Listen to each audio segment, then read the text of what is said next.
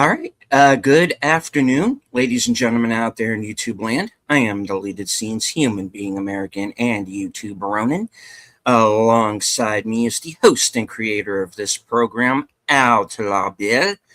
And as you can see, tonight's film is the classic Steven Spielberg film Raiders of the Lost Ark, starring, of course, Harrison Ford, Karen Allen, John Rhys Davies, Paul Freeman, Rolf Kahler, Ronald Lacey, William Hootkins, and Alfred Molina, and I'm sure a few other people I'm forgetting. Um, of course, this is the original. Yep, the original. And and as far as I'm concerned, still the best Indiana Jones film. Oh yeah, it's my top 100 in the top 10 of my top 100 films. Must see of all time. Certainly the greatest. Brings back a lot of memories. I remember seeing this back on the big screen a couple of years back when they came for a short time in a little small theater, old theater that we have here in Tucson, and it was nice to see on the big screen. So I highly recommend if it goes back on the big screen for any time. You guys get yourselves to the theaters and try to see it in the theaters, because this was also one of the ones that pioneered the summer blockbusters. So yeah, one of my all-time favorites. Uh, did we read the synopsis?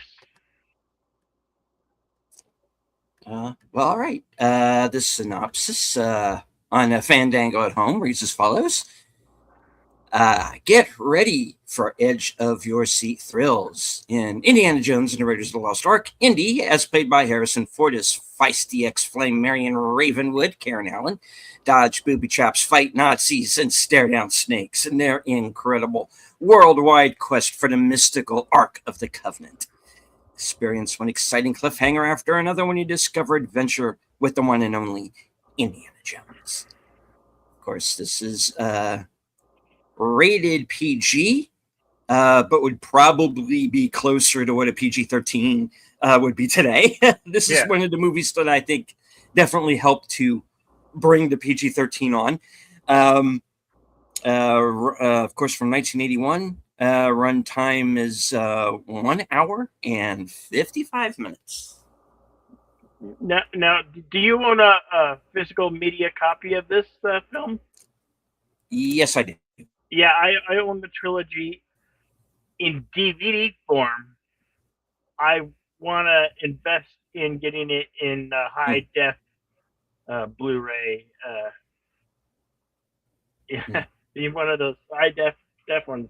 The ones that are now come in the black labeled boxes. Those ones. Definitely investment, and definitely this original trilogy is worth everybody's while.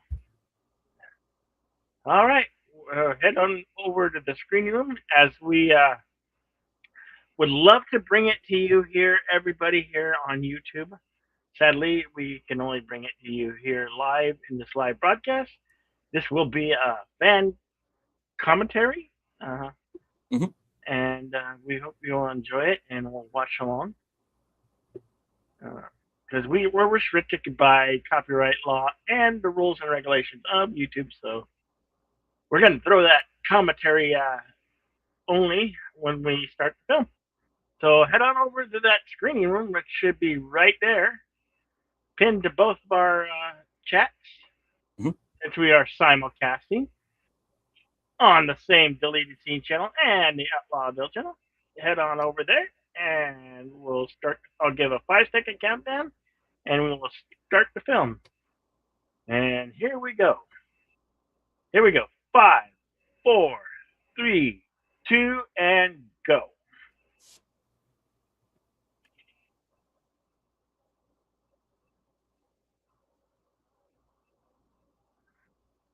Do you remember seeing this on the big screen? I think I remember seeing it on the big screen, one like a walk-in theater. But I also remember seeing it at the drive-in movies. Hmm. That was an experience. We went with a group of friends. We have our coolers full of whatever drinks and food. That was a good old time. The old school Paramount logo. Of course, the mountain and the logo being superimposed over this mountain that Indy is walking in front of right now. And yes, Lucasfilm didn't just do Star Trek, folks. Yeah. I mean, Star Wars. My bad. Sorry. I want to say hello to some friends. Mhm. Igma Service and Accounting Sheep. That's a wonderful cool name. And Daniel Berry Sports Highlights. Welcome. Saying hello, everybody. Happy Thursday.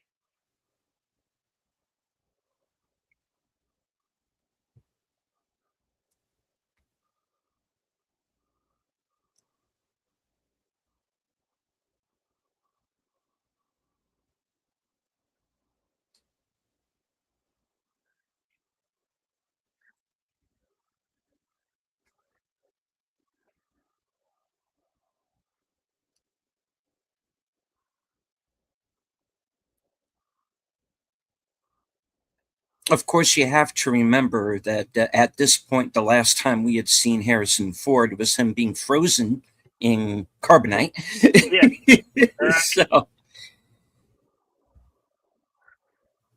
Lawrence Kasdan, who did a lot of screenplays for mhm, the Star Wars trilogy. right. Mhm. And also, of course, wrote Body Heat, Silverado, which is a movie we've done a couple of times on Yep. the Western Show. Right. um, Grand Canyon, which is not a Western, but sounds like one, and also The Big Chill. Of course, this is Alfred Molina, kind of early role for him as he would go on to be Doc Ock later on in the Yeah. Tobey Maguire Spider-Man.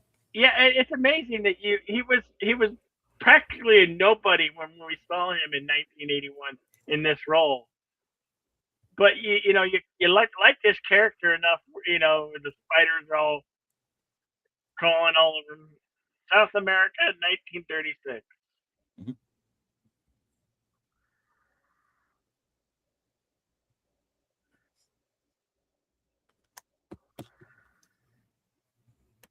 I was 9 years old when this movie came out, so I did would go out and play as Indiana Jones that summer.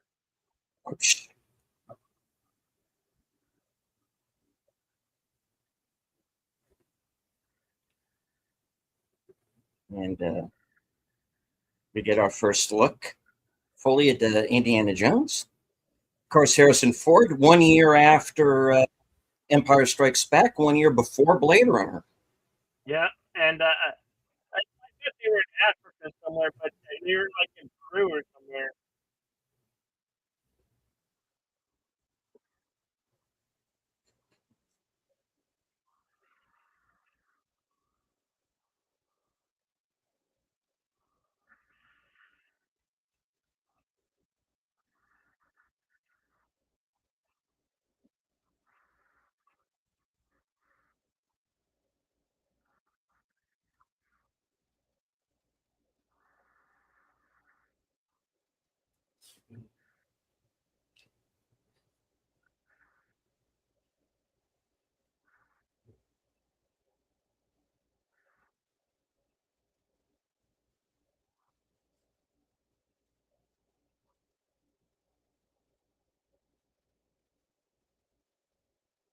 Interesting fact that this particular scene, the moments came from an old Donald Duck was Dark Donald Duck a Disney film with Donald Duck and all that.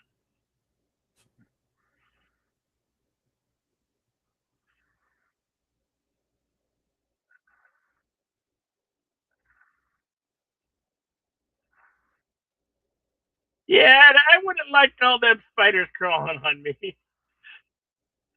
It's funny, they're eating the parts of his shirt is all like torn. It's like, how did they do that? I'm surprised they're not crawling up anybody's pants leg, really. Yeah,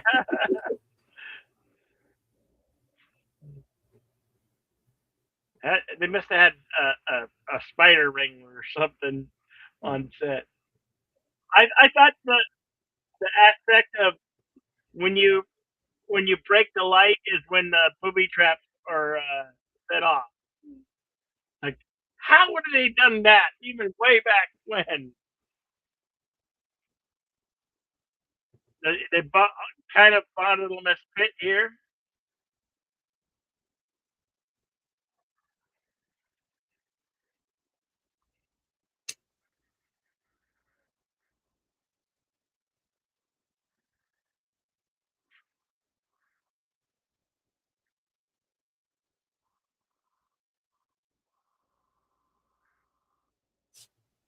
Hello, Connie Curry, the bird woman of YouTube. Always great to see you, Connie.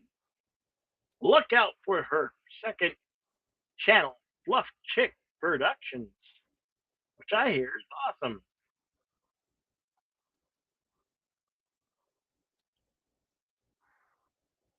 Oh, Connie, you don't ever have to apologize. Come on. You're our rock star wrench and supporter. Oh, good. So,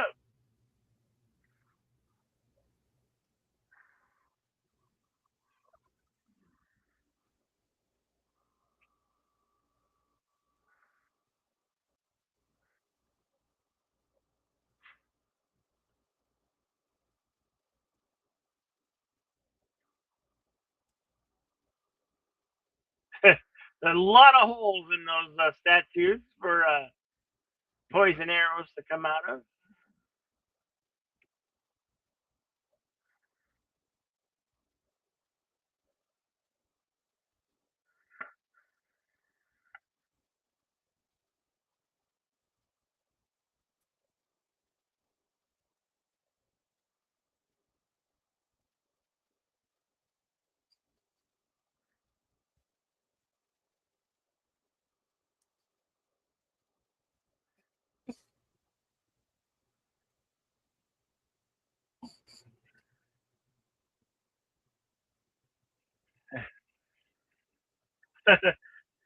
I like this scene. The intensity that added going up to it.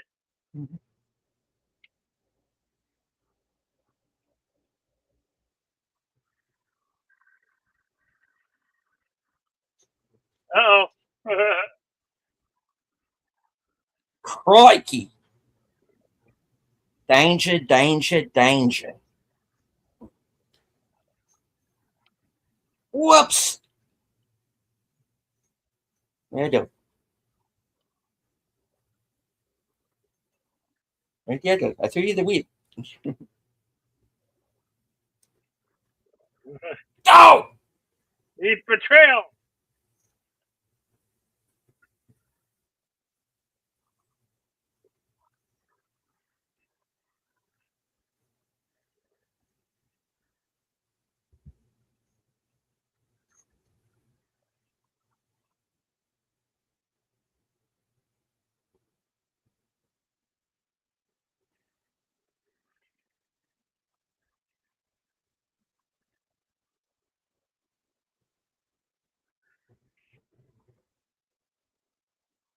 Whoops!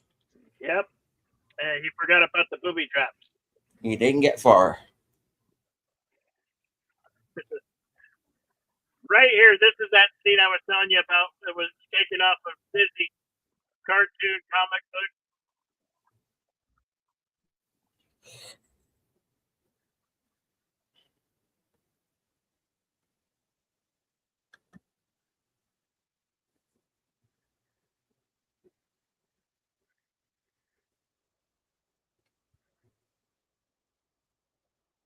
Of course, this is the indigenous tribe. And that guy didn't get far either.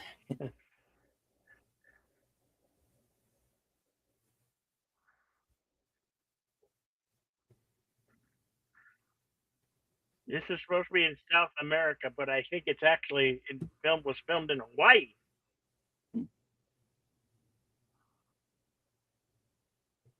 And, Paul Freeman as Indy's arch nemesis, Renee Bellog.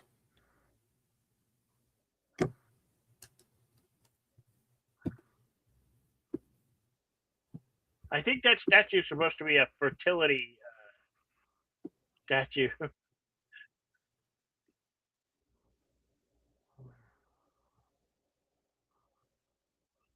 Oh, I also think they should have taken the gong because that looked like it was also made out of gold or copper.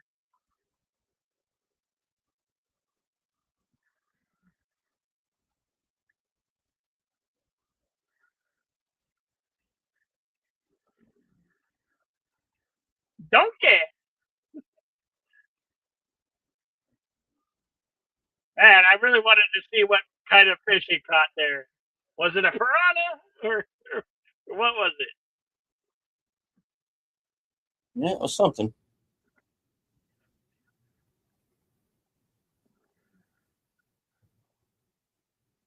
I believe that where the tribal village before is where they shot parts of Jurassic Park, since it's being filmed in Hawaii.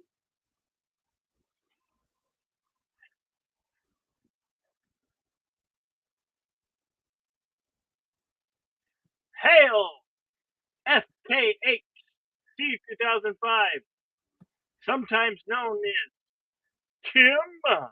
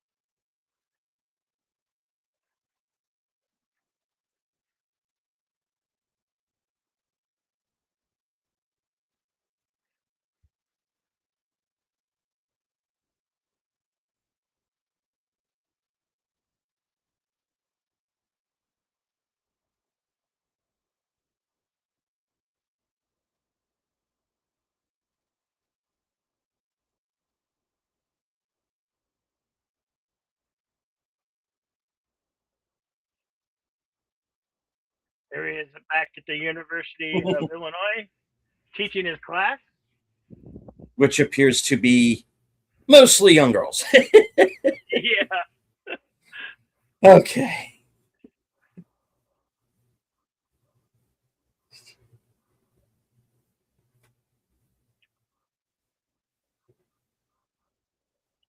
he's got the young admiration of young minds,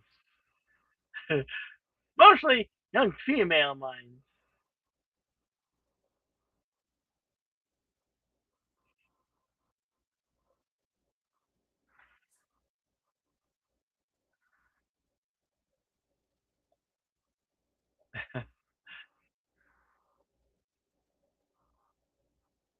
Hmm. Yeah.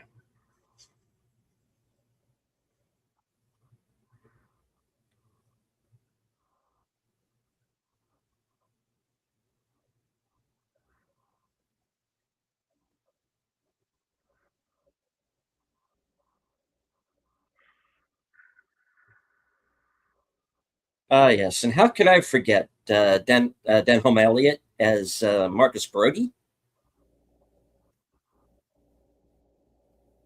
He's also in the third film as well. Yep, Of course, our generation might also know him from Trading Places. yep.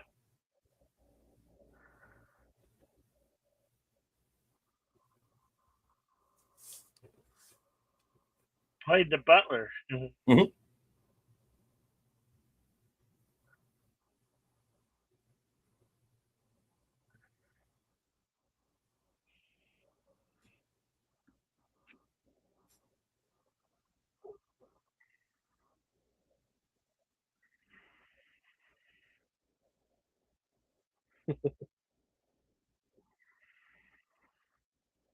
Yeah, yes.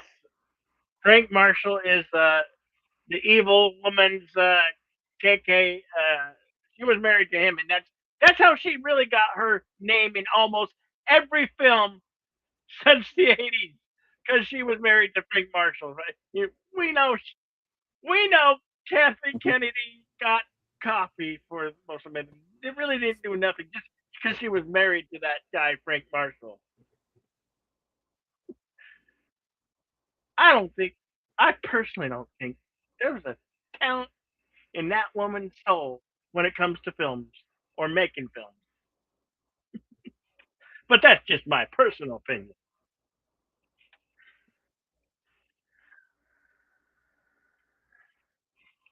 Of course, on the left there, William Hootkins, who Star Wars fans will, of course, remembers Porkins. And he's also in the movie Hardware, where he plays the creepy neighbor Yeah.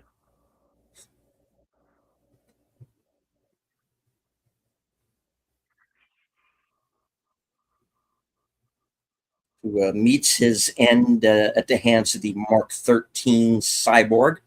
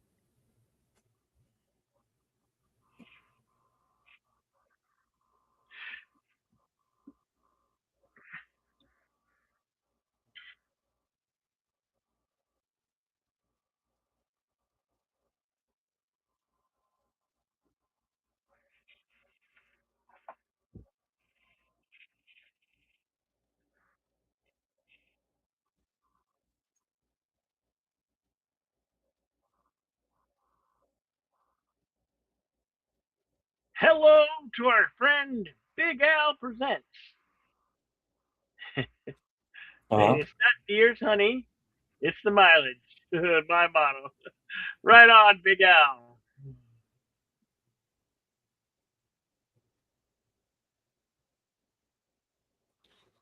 And the chat thing service is saying it's rumored the actual ark is still under Jerusalem because a suspected number of priests hid the ark for the last Muslim invasion. Now it's lost in one of the caverns.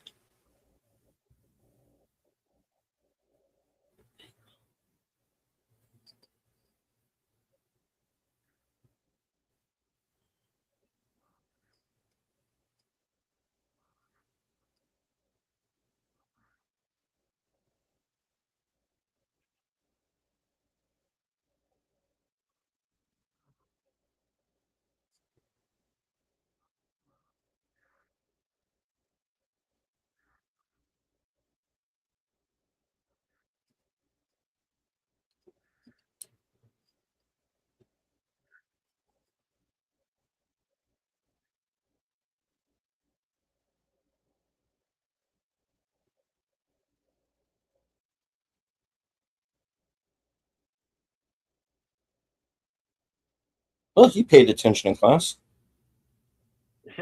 Yeah.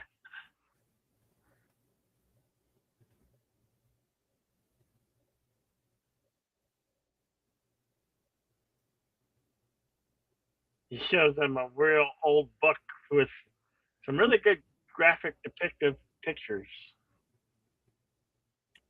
Howdy to our friend JPRPH1. Always great to see you, buddy.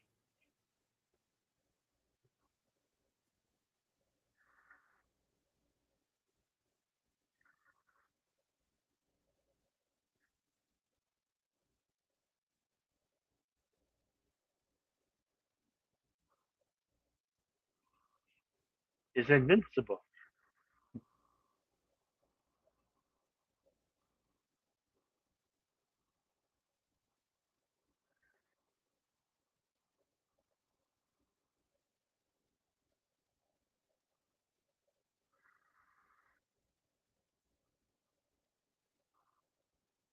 Or if you were Thanos, he would say, what would Thanos say?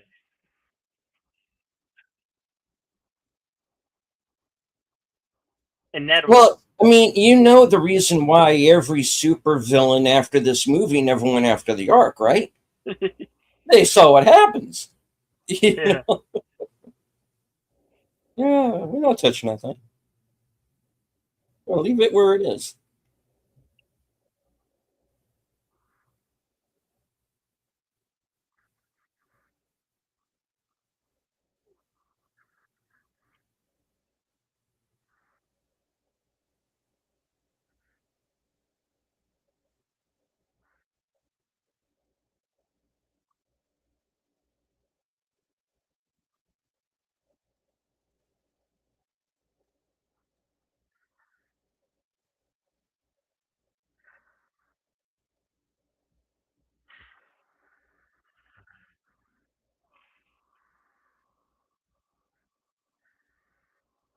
Our current timestamp is 21 minutes and 55 seconds.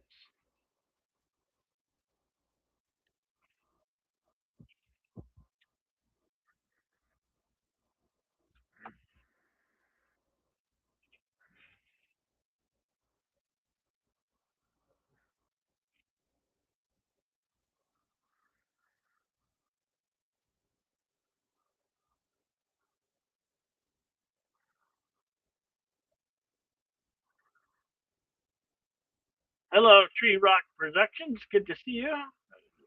Nice to have you here with us. And here they're boarding the plane headed for Nepal.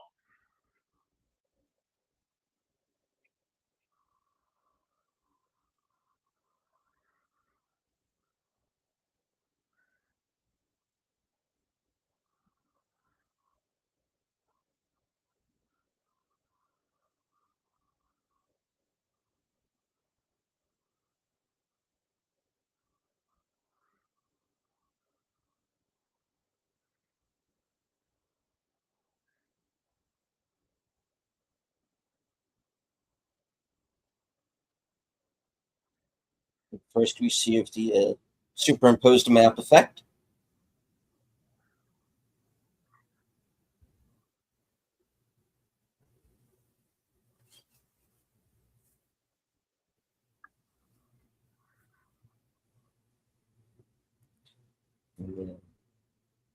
Behind a bar owned by Marion Ravenwood, is played by Karen Allen. Mm-hmm.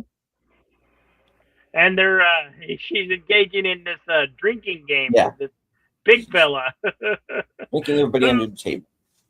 who could drink the most without passing out first.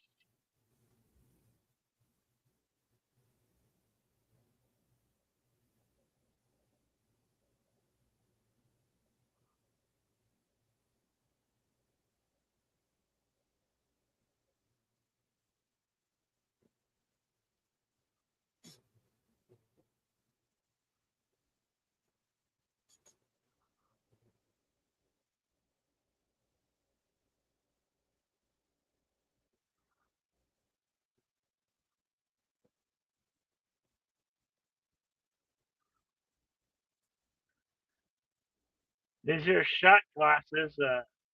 I'm assuming it's whiskey, but it might be some type of alcohol with a little higher kick.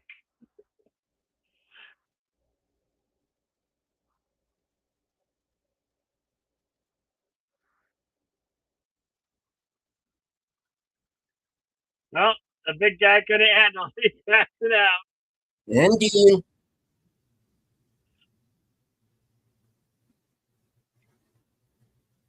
House wins.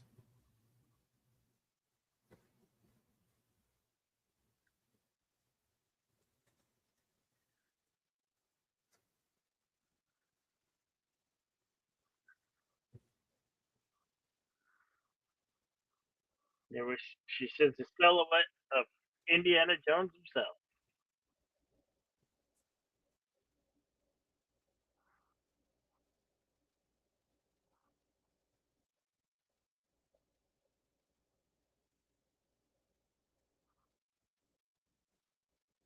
Now, the only film prior to seeing this in the early '80s was I saw her in Animal House. That's what I knew her from.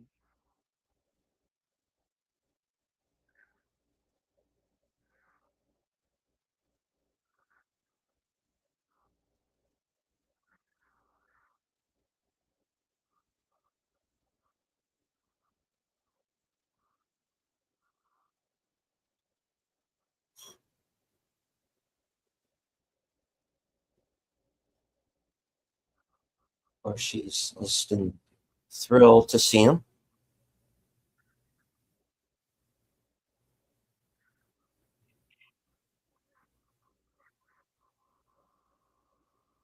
Abner being her father.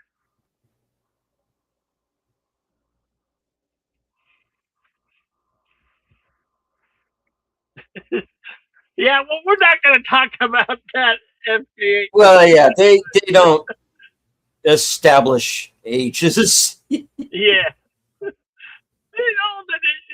many years younger. She was younger. Oh, hello, and welcome to Joe's Atmosphere. Good to see you, buddy. Hope you're doing well, my friend. Hello, Joe's Atmosphere.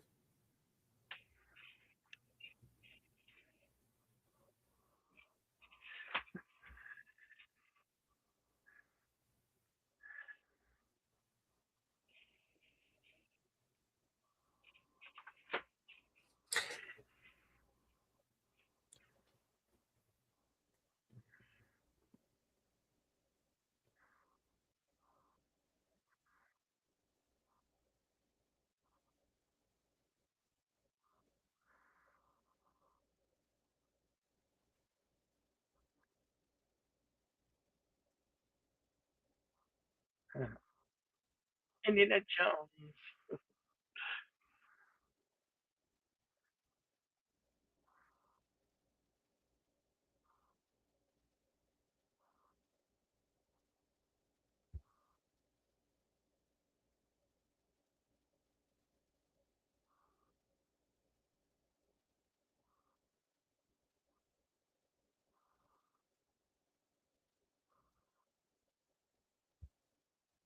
And of course, she does have Madame.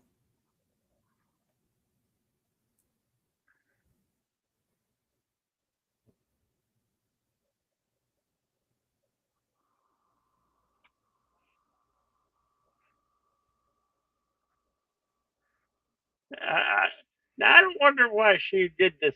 She kept it hidden all this time, and then she just has it out in the open all of a sudden. Mm. The fact that she was wearing it that close to her, probably because it's one of her pieces that her father gave her before she last seen him.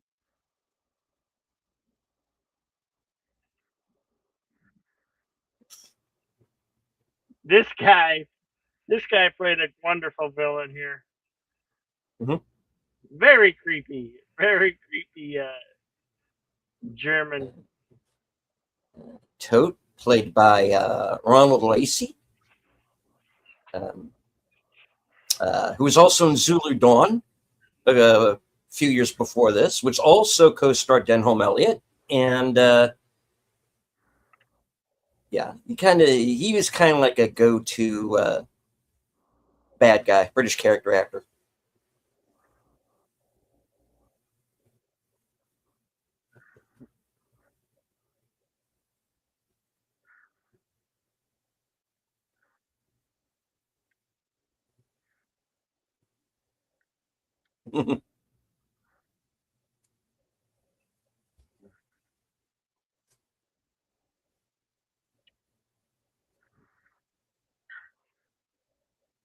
These two.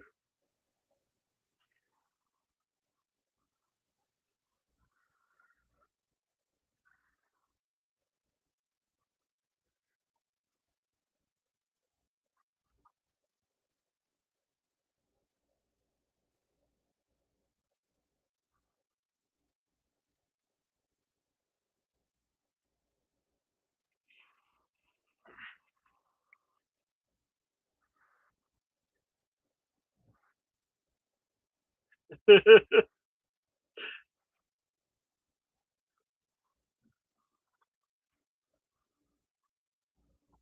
comes that Ed Jones with that bullwhip.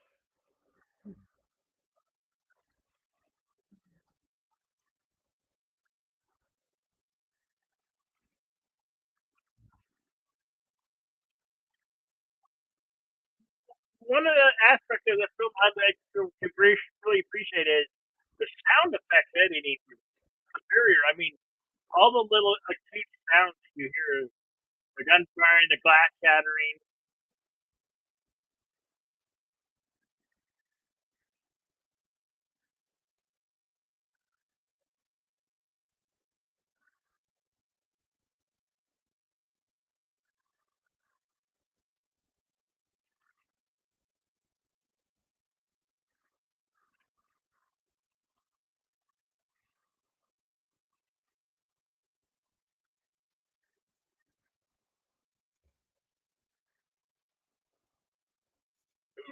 She hits him on the head with a log that was on fire.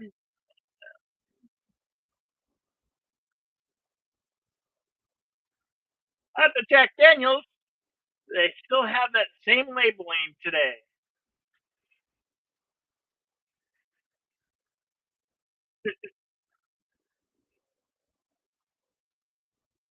Yes, Tim, he's a Mongolian barbecue now. Yes. Shoot them balls.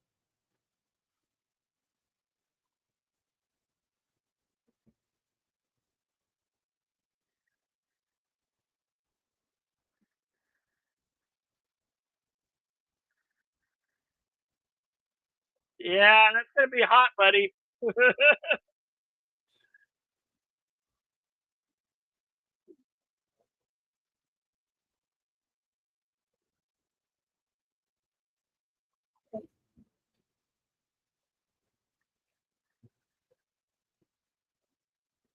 Did you burn your hand?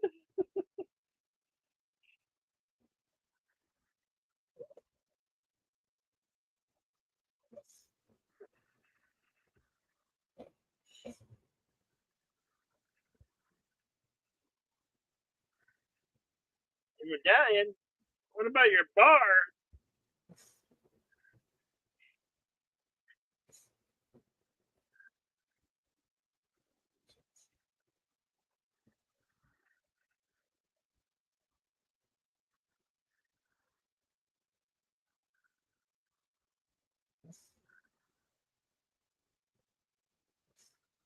You ain't going anywhere without me, damn it.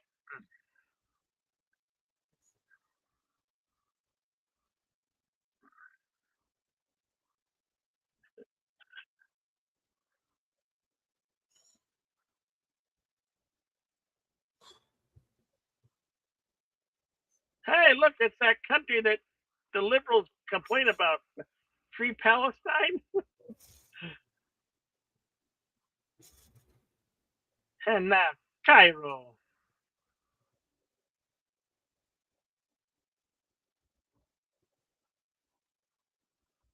Richard Riles Dreyfuss, who we come to know later in years as Gimli in The Lord of the Rings.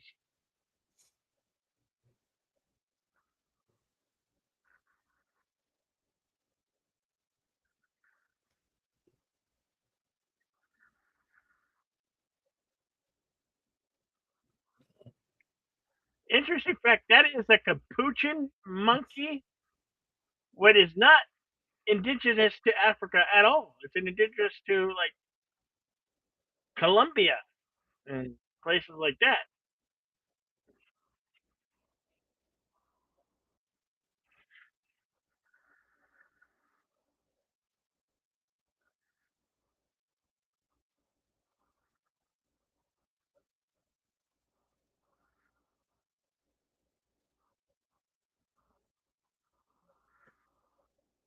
If you could call them that.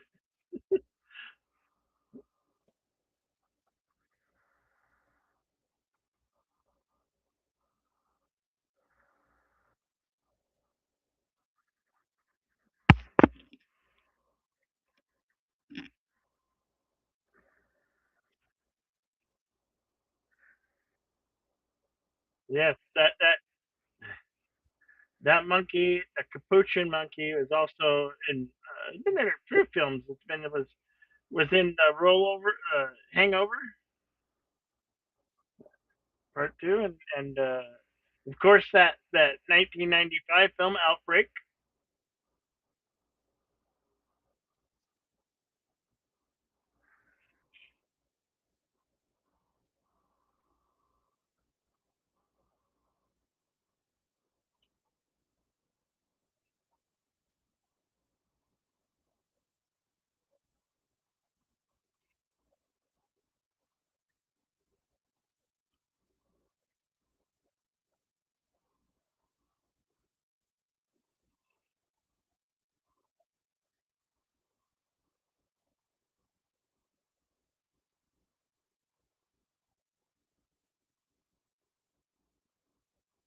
You eat them.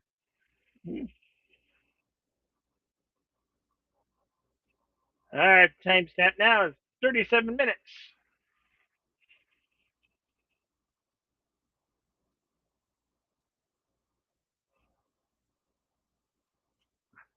Okay, why are we looking at a bad robot picture? What's with that JPRPH1? Explain yourself.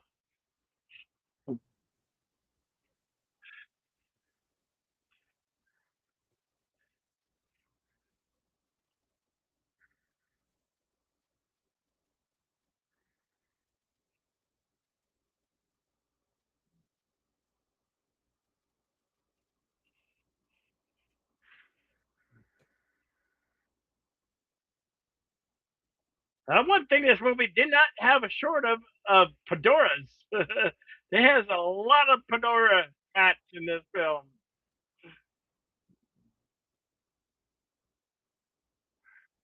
Where's Troy Patelli when you need him? Our fedora hat expert.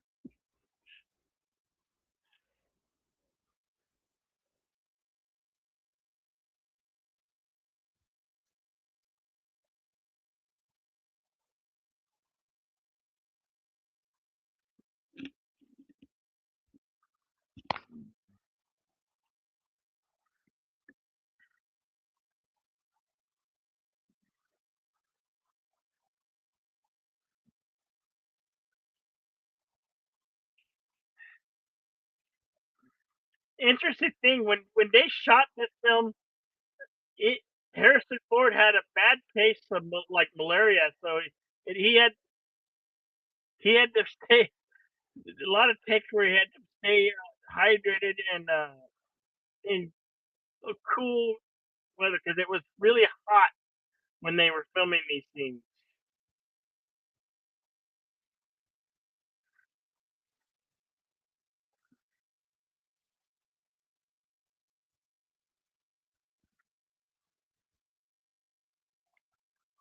Knife frying pan is stronger than your knife, and she's gonna prove it to you right now. Yeah, say a prayer.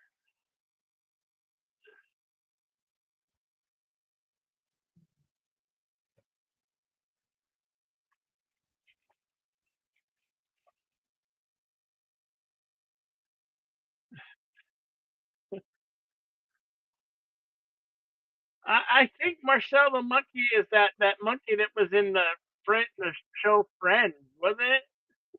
Marcel, bad capuchin monkey.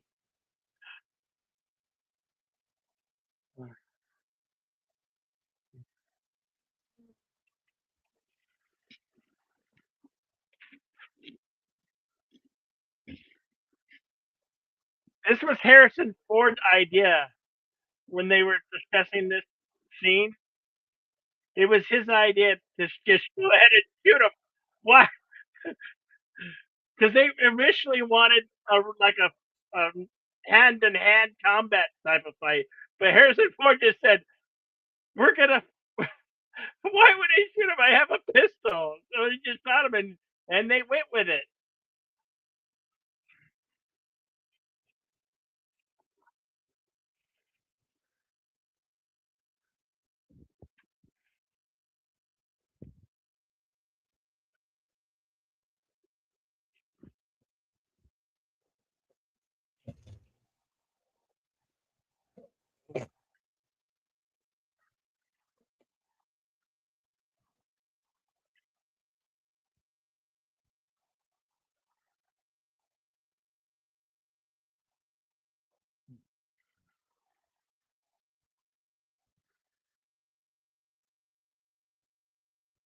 You are correct in the service. I just kind of glossed over that a little bit.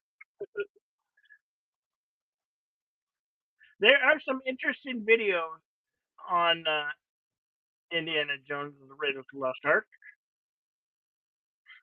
and there's one of them that goes further into it and explains a lot.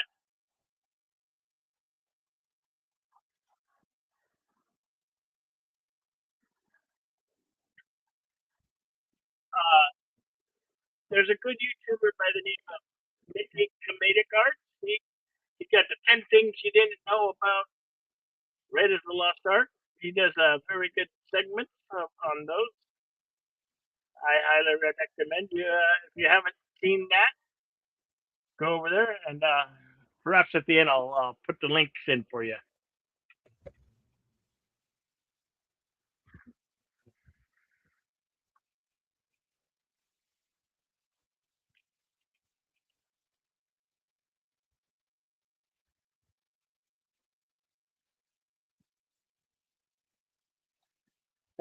There's a nice Easter egg. He's at the Obi-Wan Cantina there in Cairo, and I think they're going to show it here in a couple seconds.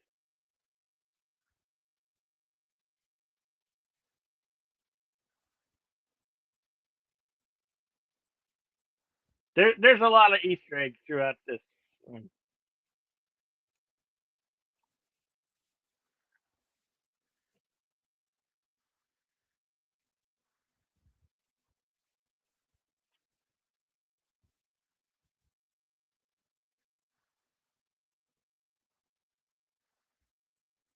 Then we see Belloc smoking from a hookah.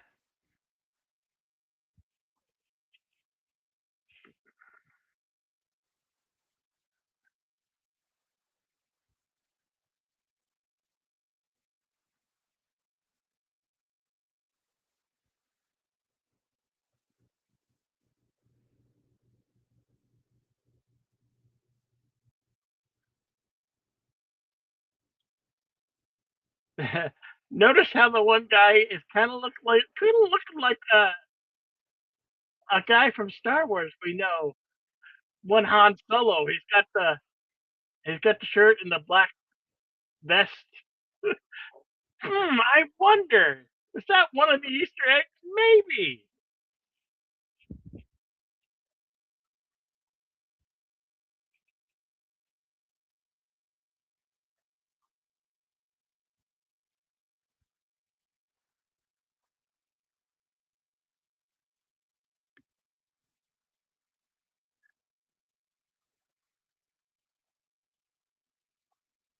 Evidently, we should have invited our friend Tim Pichelli. He's the fedora hat expert. Indeed. We miss you, Troy.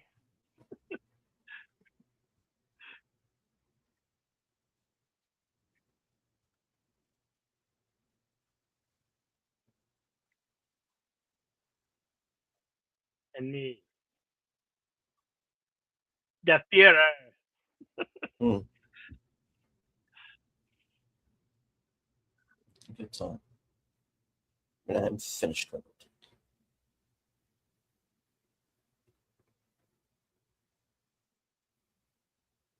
We're speaking to God.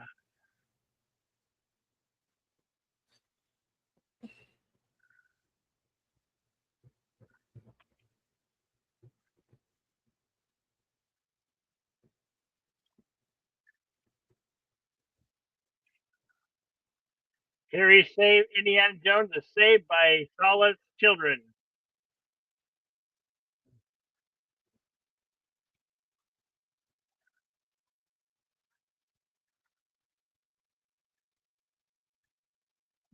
Now pay attention to the outside. I think we're it's the Obi-Wan bar.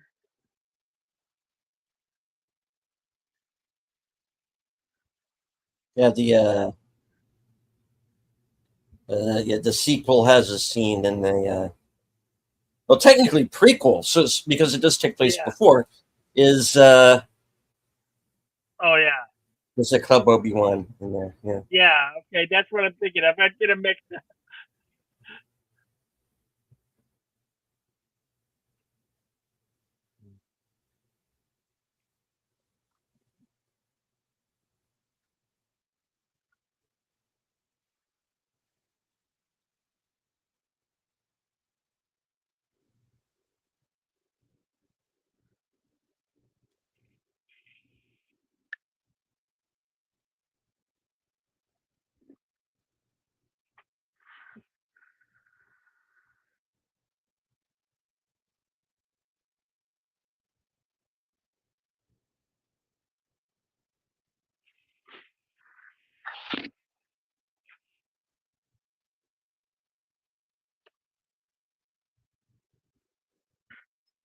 Here, this And of villain's course, this putting guy, poisoning yeah, the dates.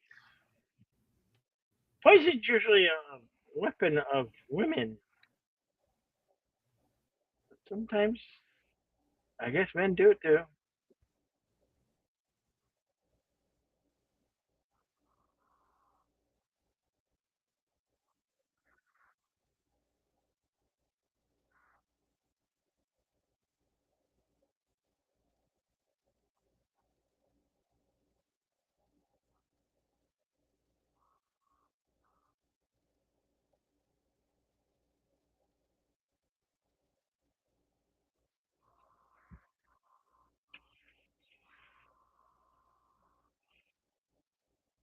This home exterior kind of looks like Obi-Wan's home. Very similar.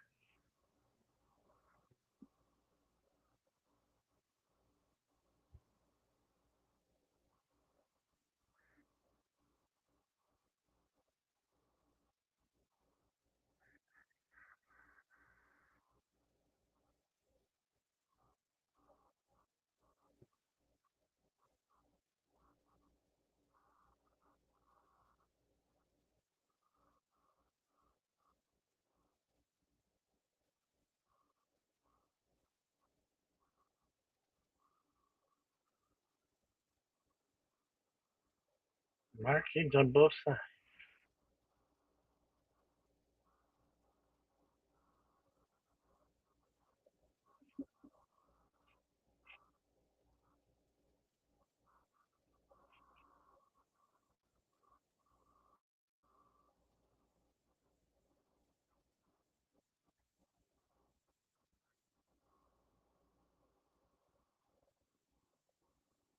Good catch, Sala.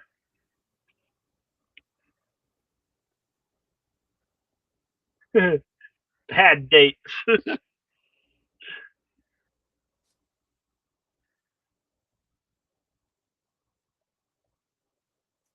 and of course, when they're digging in the wrong place because they're going off of uh, the medallion being burnt on the toad's hand, and it is of course reversed.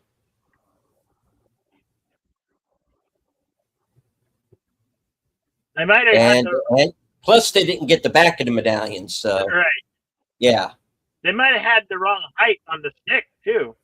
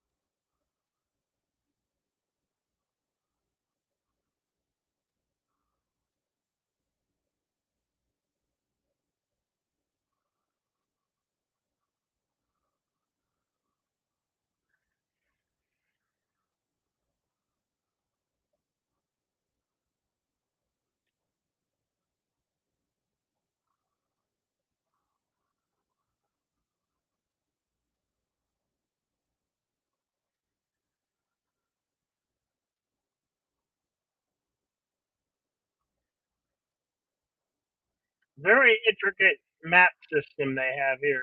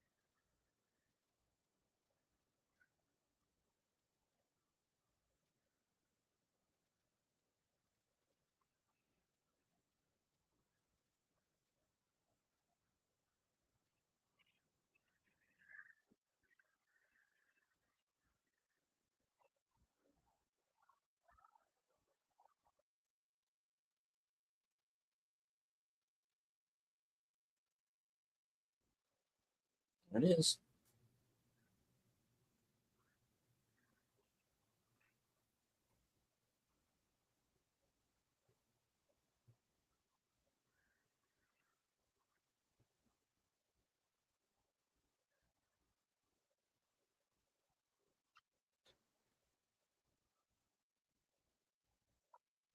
Fella, where are you going, fella?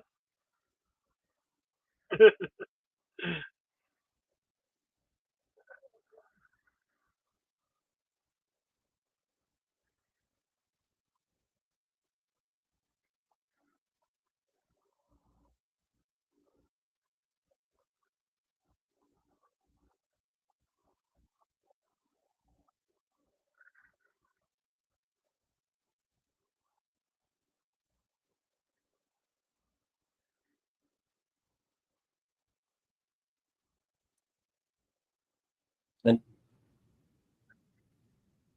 we may this revealed that be. we revealed that Marion's not dead. Yep.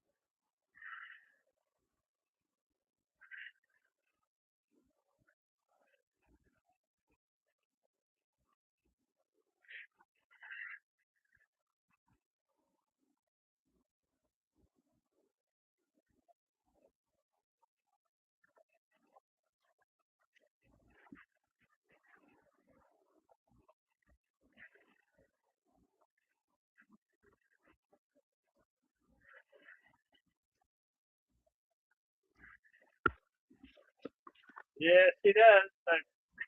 This creepy guy. Hi, Helena.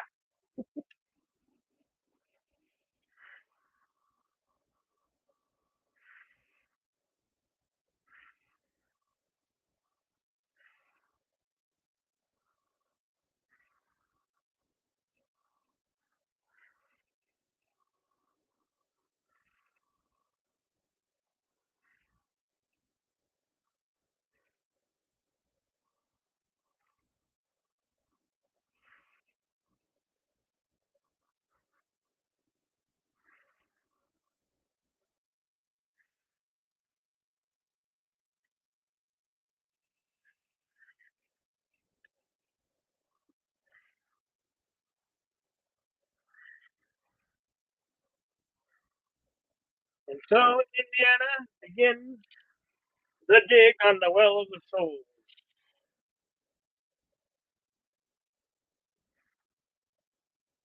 I always like this little song that the workers are singing.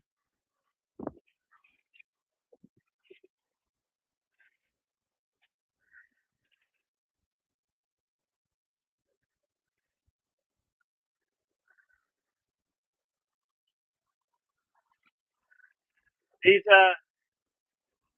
special effects they also did a year later in 1982's Poltergeist, another pop culture great from the.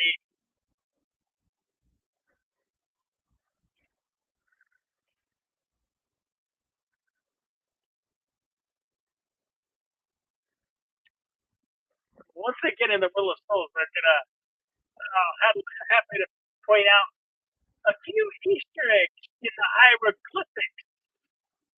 Can you guess what they are? Or maybe anyone? Bueller? Bueller? Bueller?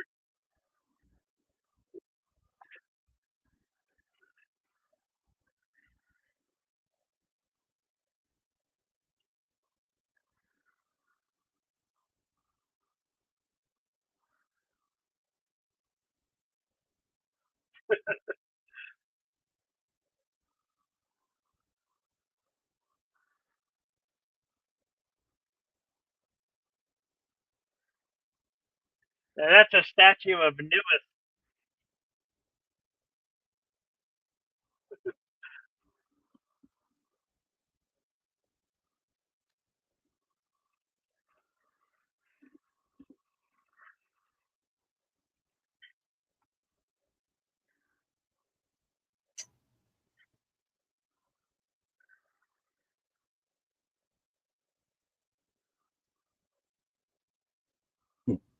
These were real snakes. They weren't fake. Snakes. Why did it have to be snakes? They have to be snakes. Ah, Asps. very deadly. Very dangerous. You go first. You go first. Oh, gee, thanks.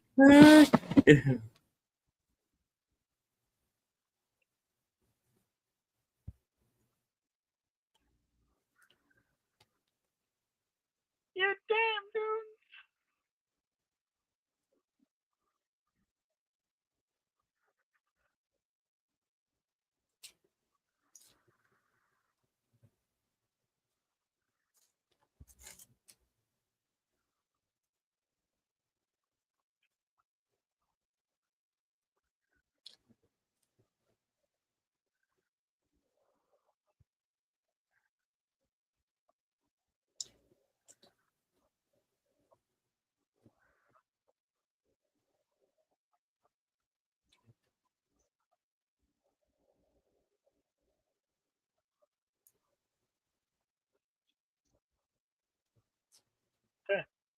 I bet you would. That was very talks with her stuff in her mouth.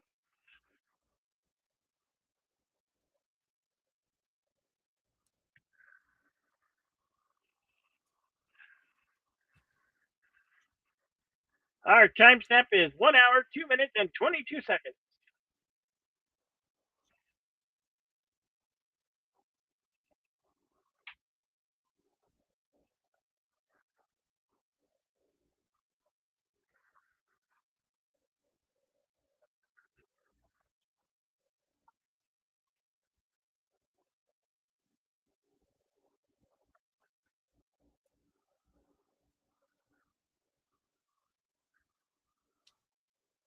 So, do we think this alcoholic drink is a vodka, or what do you think it is?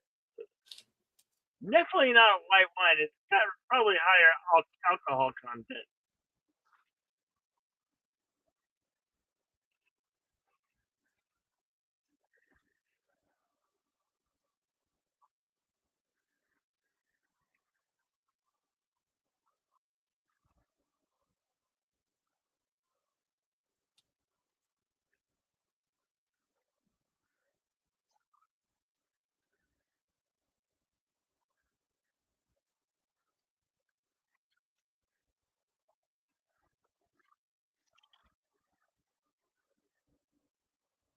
That's an African king cobra.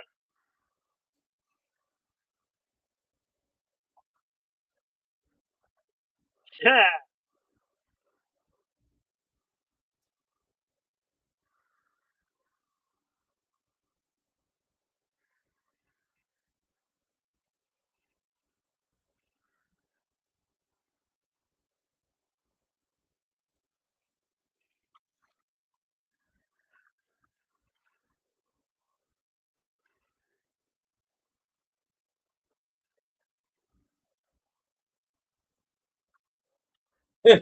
Me?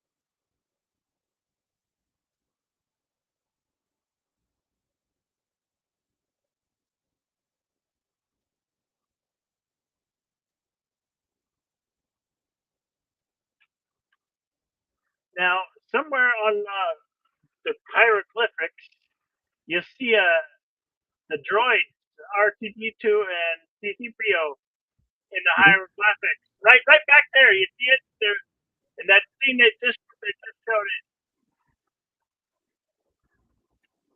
It was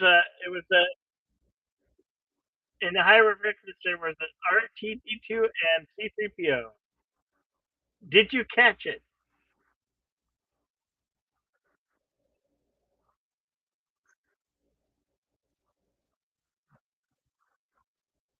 Whoops!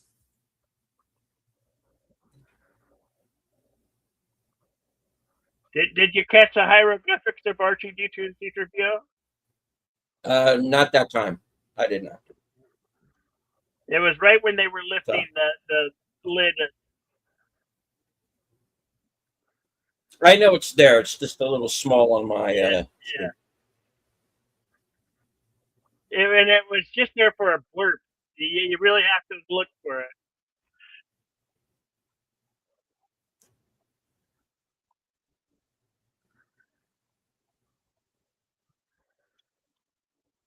Ow!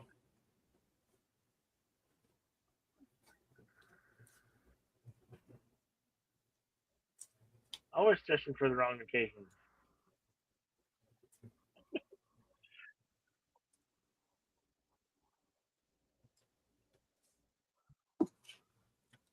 Yeah.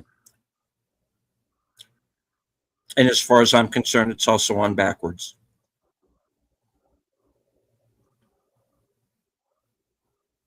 Not a pair of nunchucks. No. He's always got to make a show out of things, this guy. Yeah. Yeah. What shall we talk about?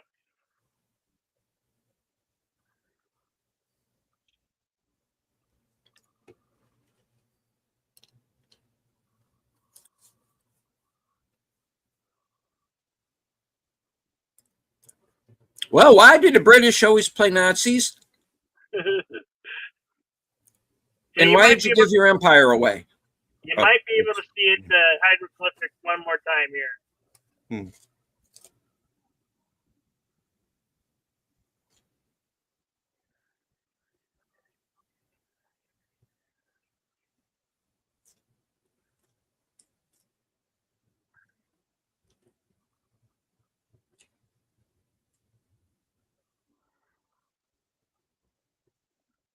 I guess not. I guess it was that one brief scene.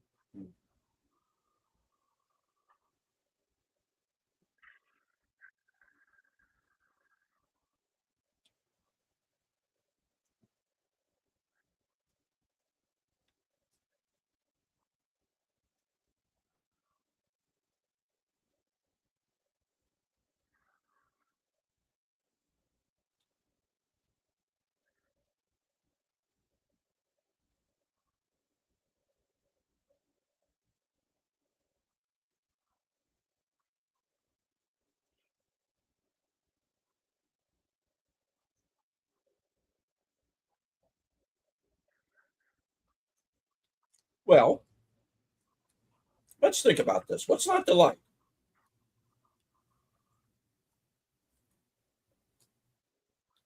Oh, hello.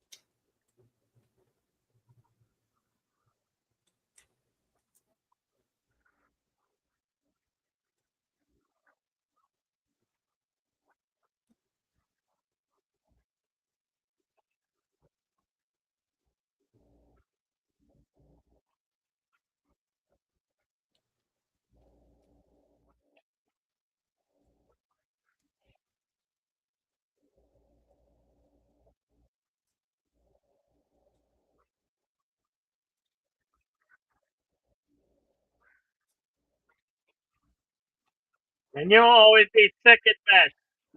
Yeah.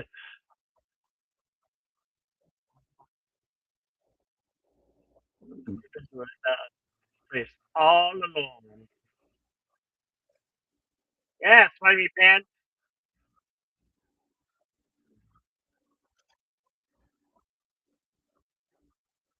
Hang on. Yeah. Oh, okay.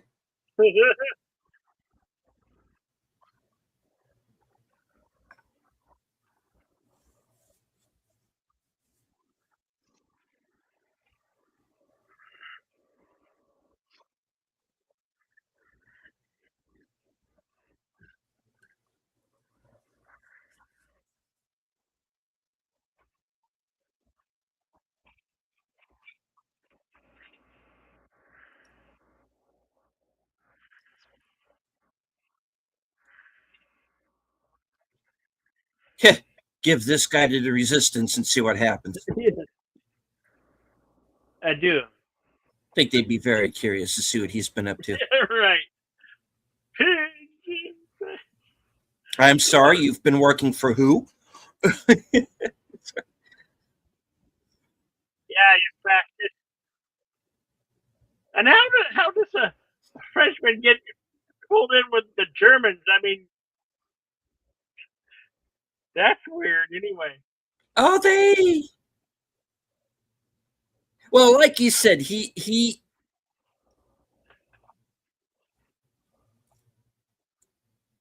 kind of using them as far as he's concerned, but Right. still,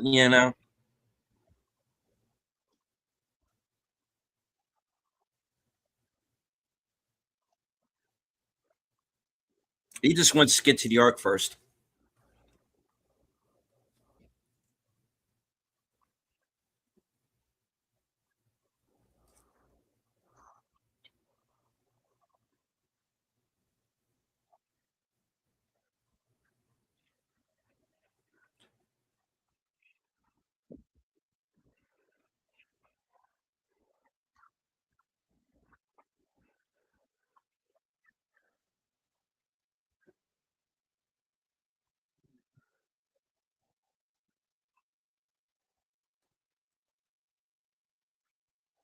Well, it's the Bond villain thing, Tim.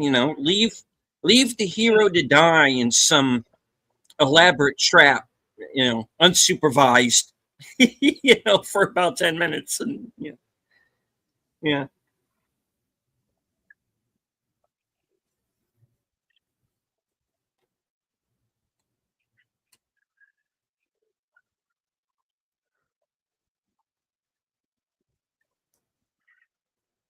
This film would have been nothing without the iconic score by James John Williams.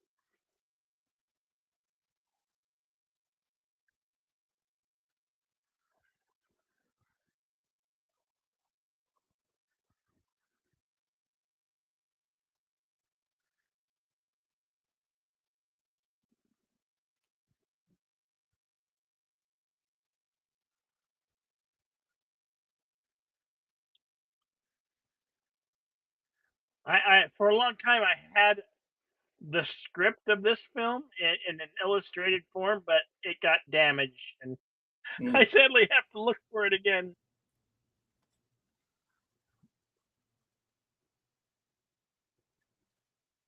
Oh, mummies now.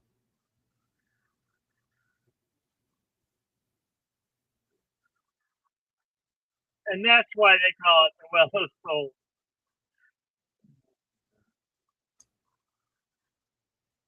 Who were probably real skeletons. I don't think they were fake.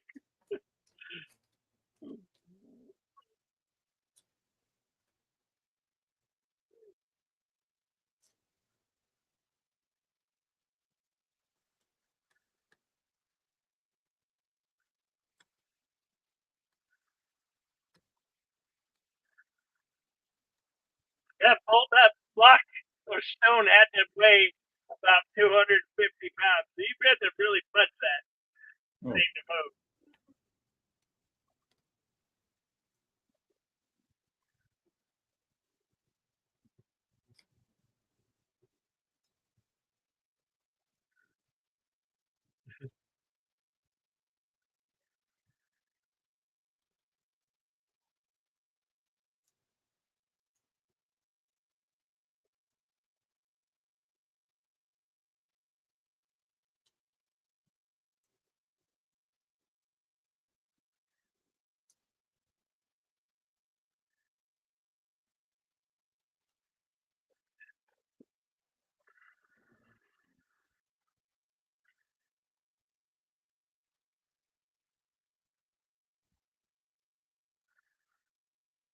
One of my favorite scenes, the fight, the mechanic with the pipe wrench, and then this big German Nazi guy. Mm.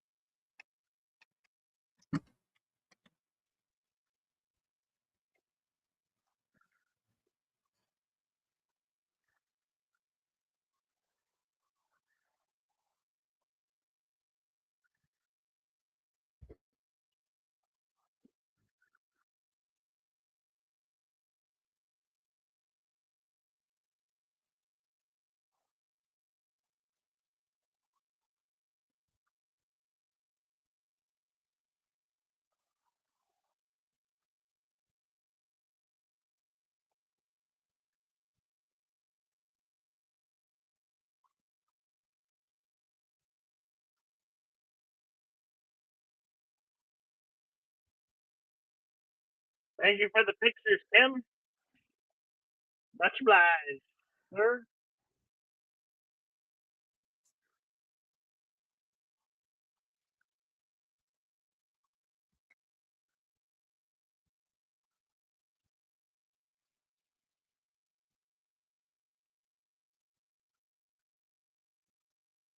Did we do that? Uh-oh. Aviation fuel. Oh,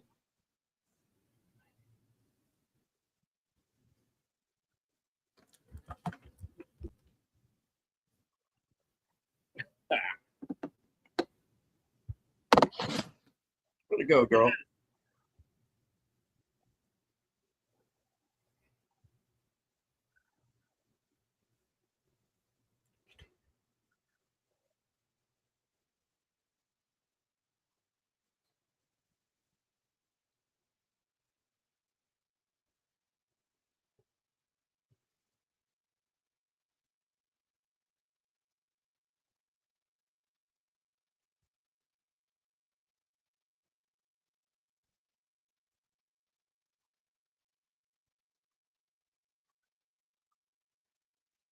Tim, What did you lock yourself in for?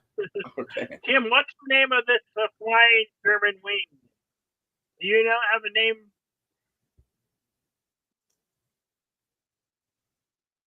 Oh, I don't recall. Yeah.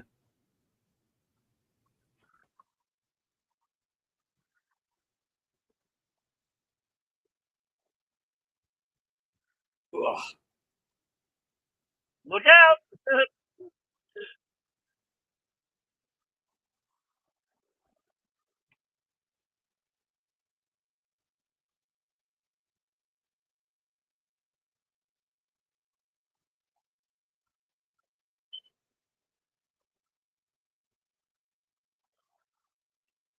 That's right. We remember hearing it was. It is a fake plane. It's not. It was made just for this movie. It looked real. I'm sure it was based on some kind of aircraft that they were planning to put together.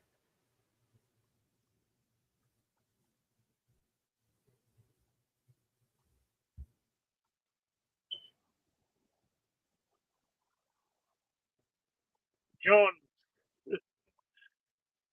Yep. Only Indiana Jones could fuck up things.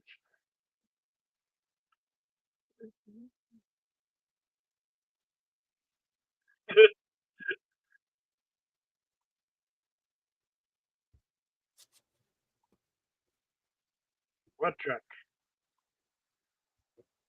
That truck.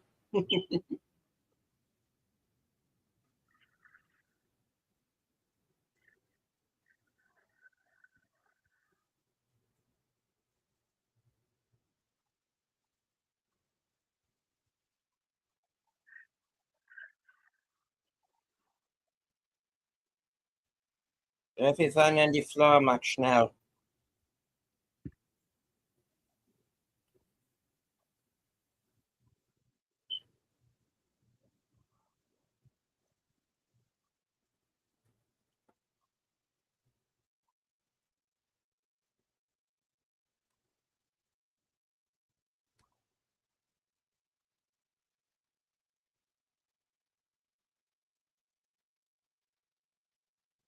I'll think of something.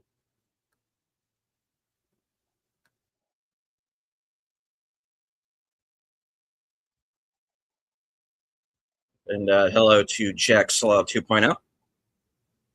Hey, howdy, Jack Paw. Good to see you.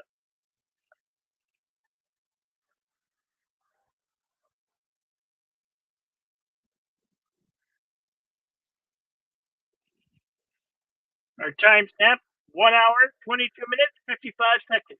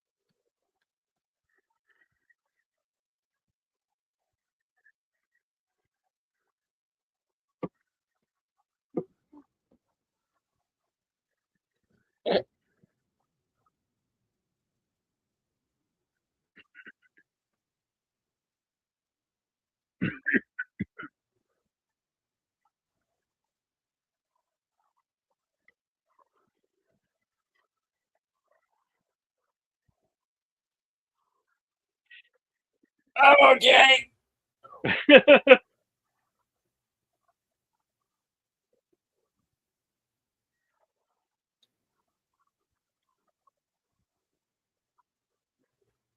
All right. Bam! Oh, Get out of my truck.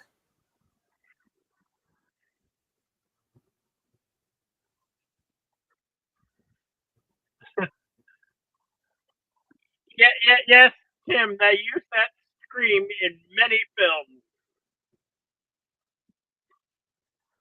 like a it's like a industrial soundbite.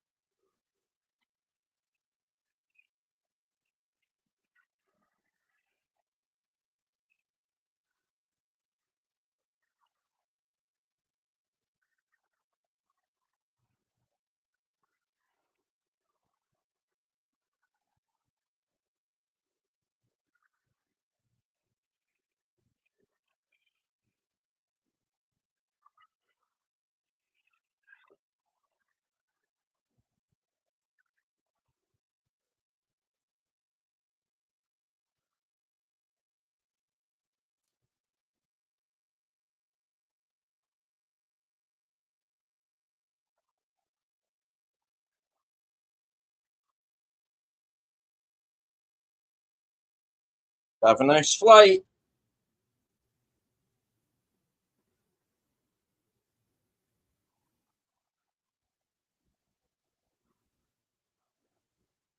And we're suddenly on a cliff. How exactly?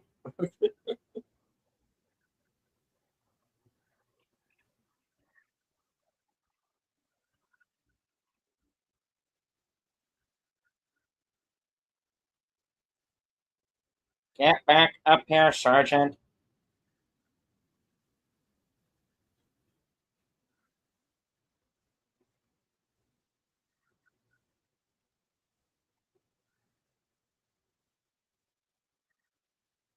Raiders of the Lost Ark was devised of Saturday morning cereal.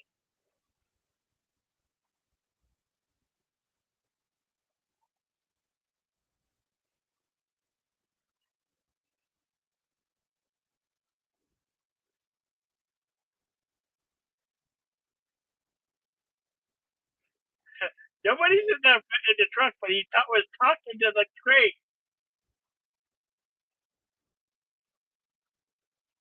You're gonna lose your hat. There you go.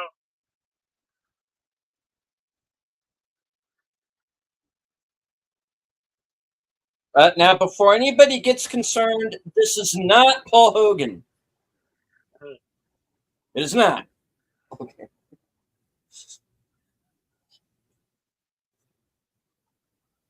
Ouch.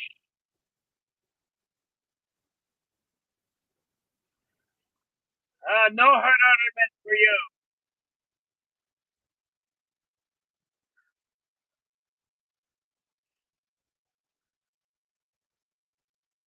Yes, we want you to hit the back of our truck. Car.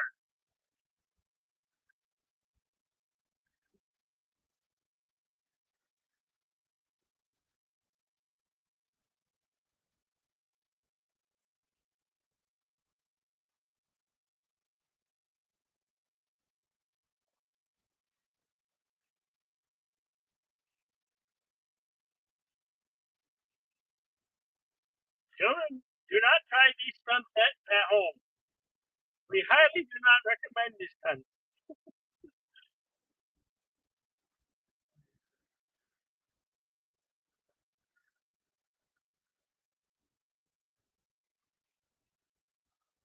Ouch. 9. Two, three.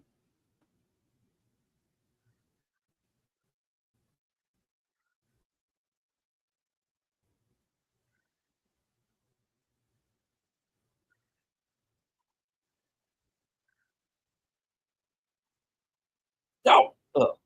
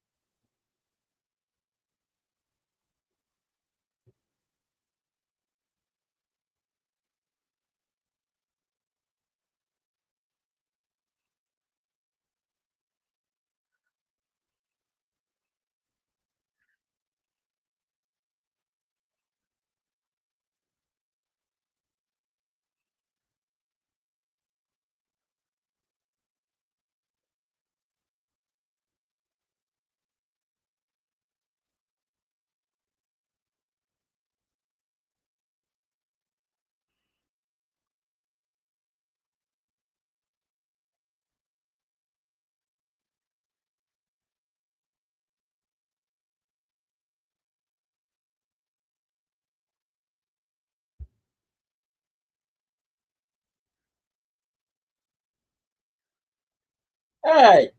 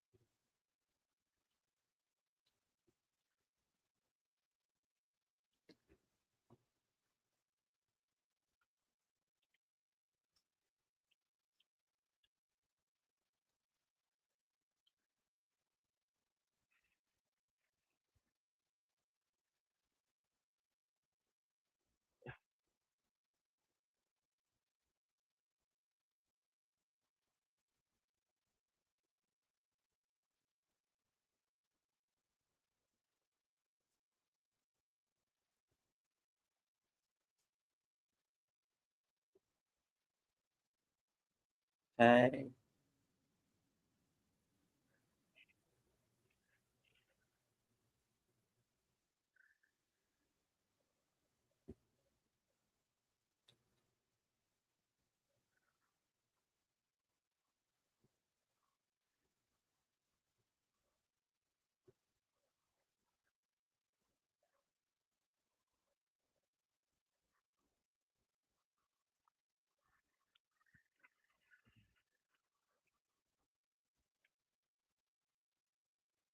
We need Indiana Jones. Why? Hey, Sala and the Lost Ark. You know. Hey. You know,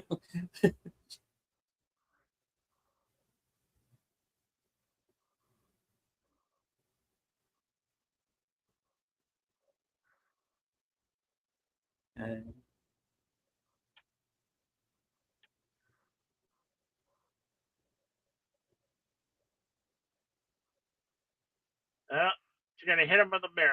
Like, oh, ouch!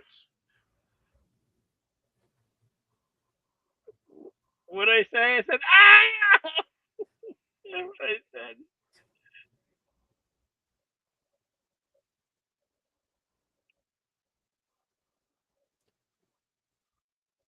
I'm not dying. I'm fine. It's always the mileage.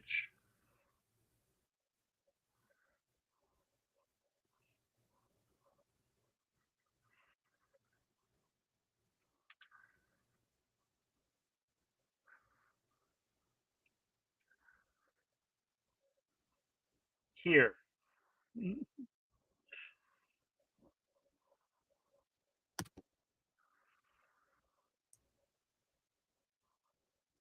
What doesn't hurt? The tip of my pinky is all that's left of the original me.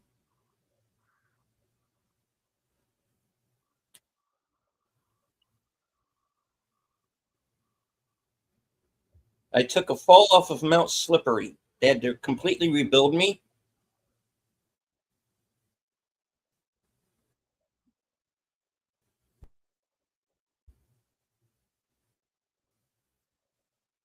I used to be a.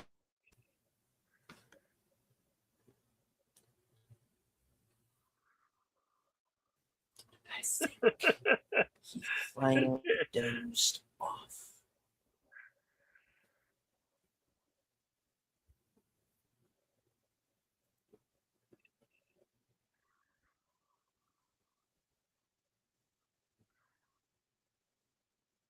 All right. Something's happening.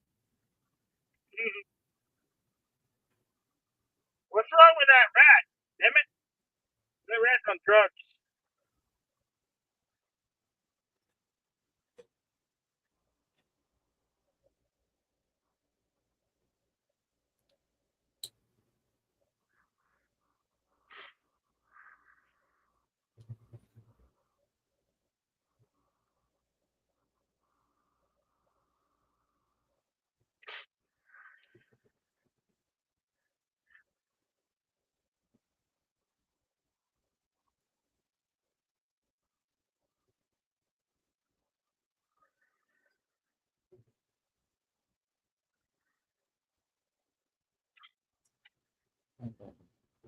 This fellow plays the captain. He's also in Black Hawk Down, and he's in the Harry Potter films as well.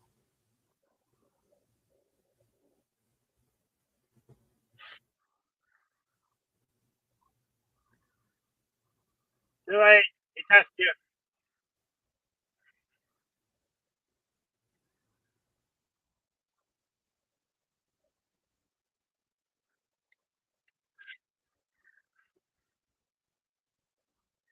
Yeah, yeah, it is Chocolate Mousse. Yeah, that guy.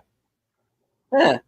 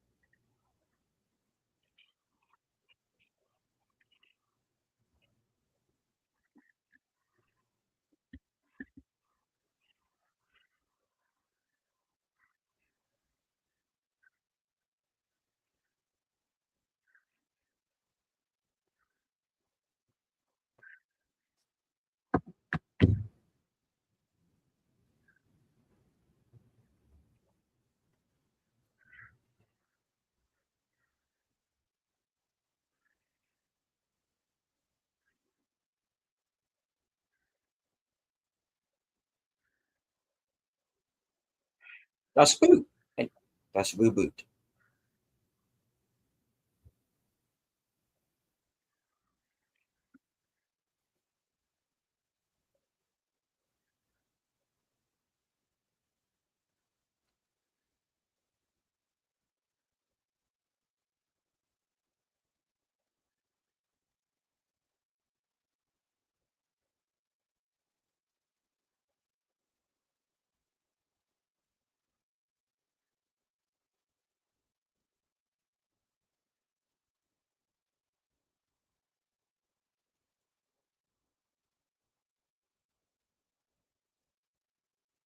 Akiba.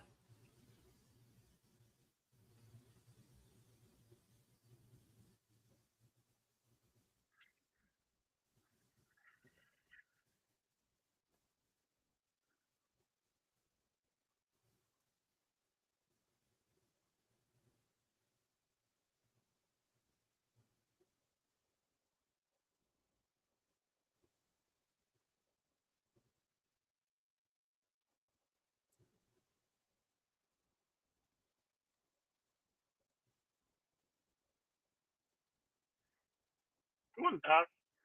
This is where also they filmed Das Boot. Use the same hangers and everything.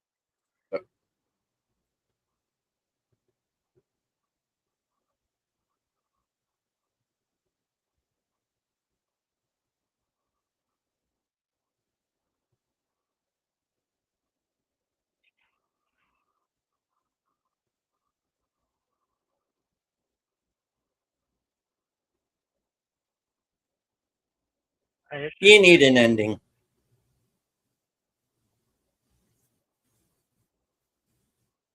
you. Invalid.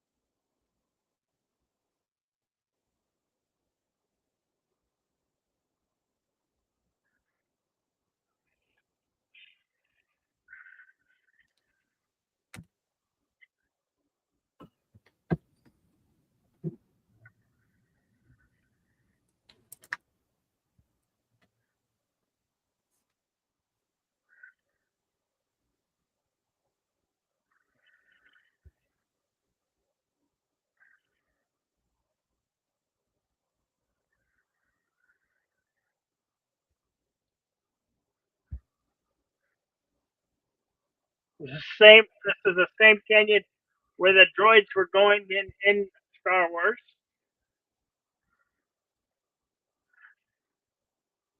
and Obi-Wan defends Luke Skywalker from some sand people. Same canyon, same location.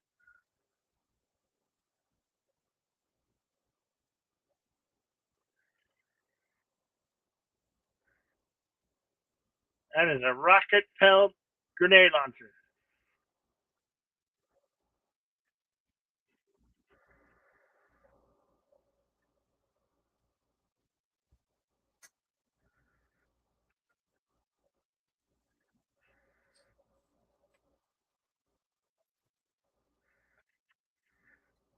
He already does.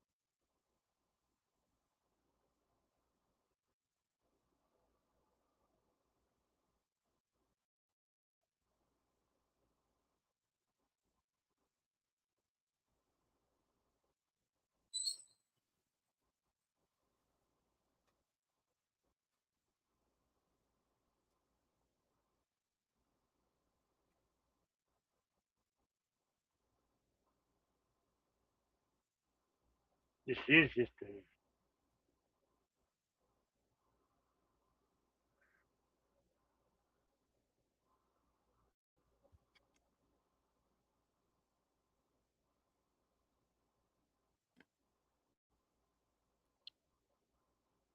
Sorry, I had to get up. Did he swallow the fly yet? All right.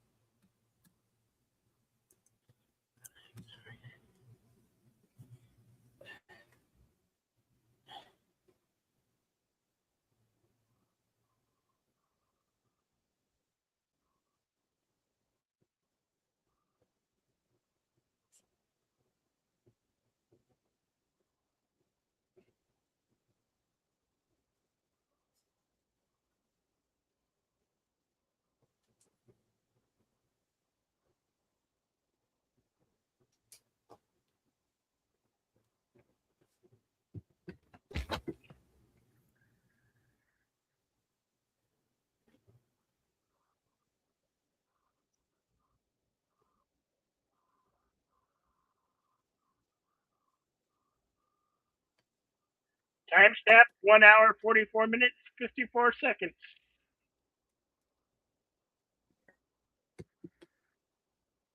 Opening up the arc.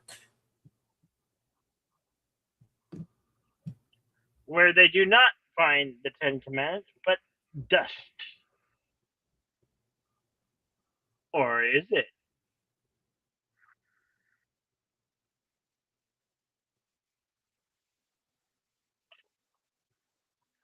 When I was 9 and I saw this for the first time, I wasn't freaked out or scared by this scene. I was just intrigued and like thought it Hmm. was so the coolest thing I've seen in film.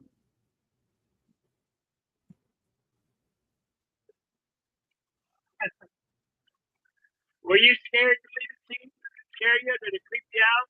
Uh, no, I was basically, what the hell is happening?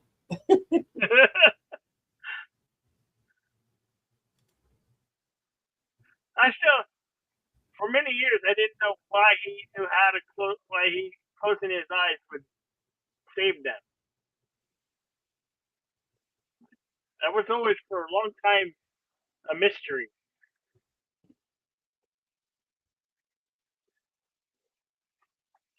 But then he was right to do it and tell Marion to do it.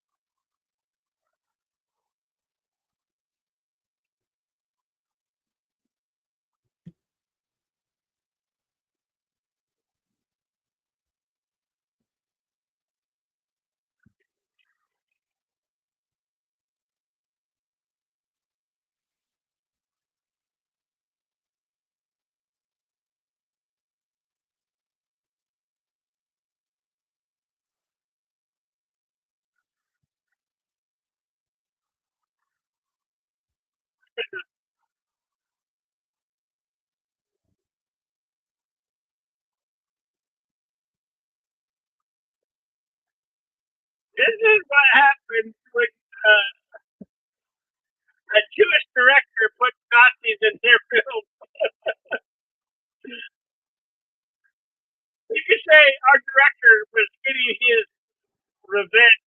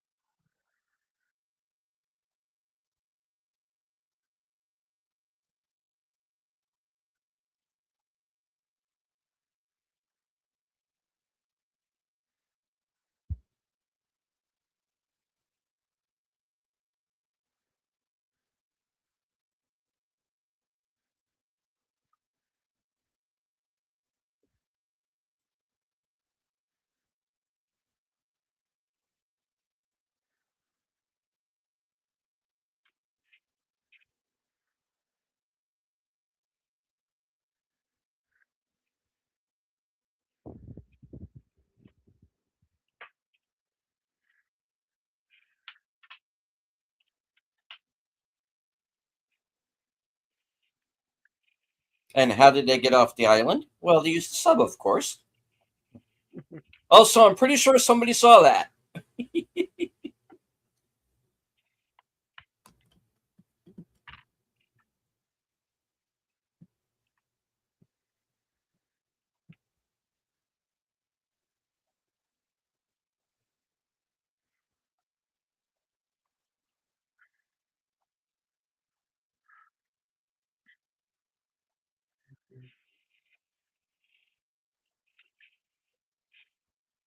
Top men. Top men.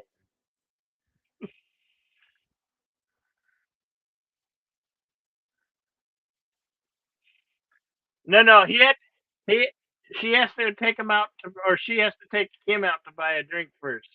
Then Mhm. she gets pregnant.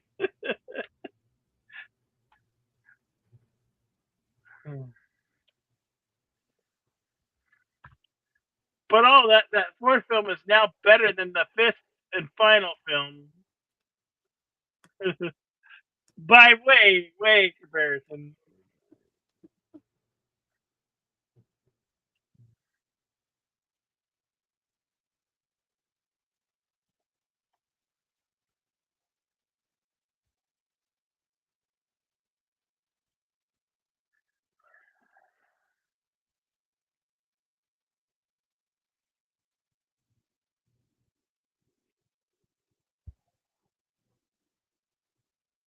And of course, if we are to believe Crystal Skull, this is Area 51.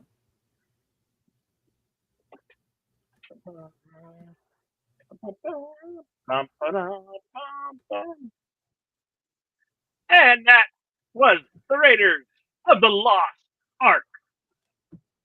Never fear, Indiana Jones will return in Indiana Jones and the Temple of Doom to be played here at another date and time. Until then, our friend Deleted Scenes shall read the scrolls. All right. Raiders of the Lost Ark was released June 12th, 1981.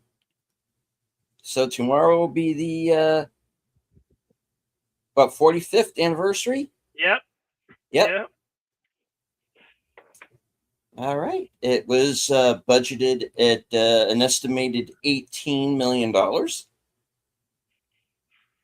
going on to gross over $390 million worldwide.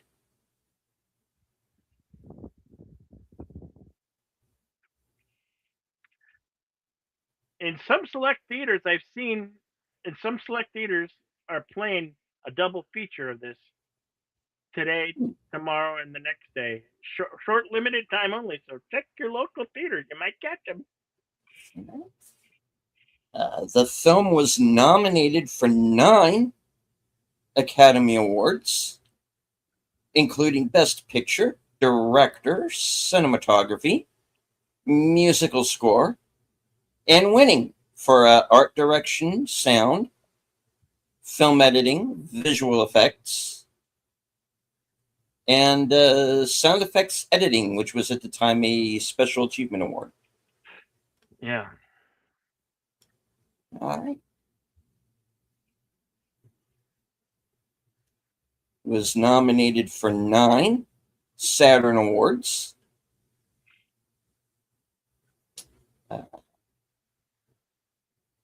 Winning Best Fantasy Film, Best Director, Screenplay, Actor, Actress, Musical Score, Special Effects. Paul Freeman, who played Belloq, was nominated for Supporting Actor, and was also nominated for Costumes.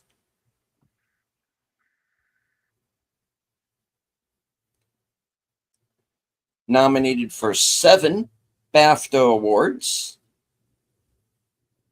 winning for Art Direction, nominated for Best Picture, Musical Score, Sound, Editing, Cinematography, and Supporting Actor for Denholm Elliott. Steven Spielberg was nominated for Best Director at DGAs and at the Golden Globes. And the soundtrack album won a Grammy.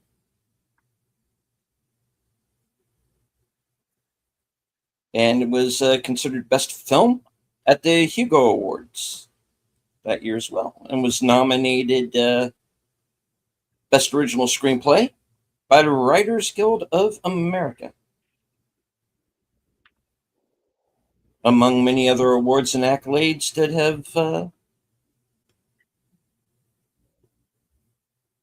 come to be nominated ever since.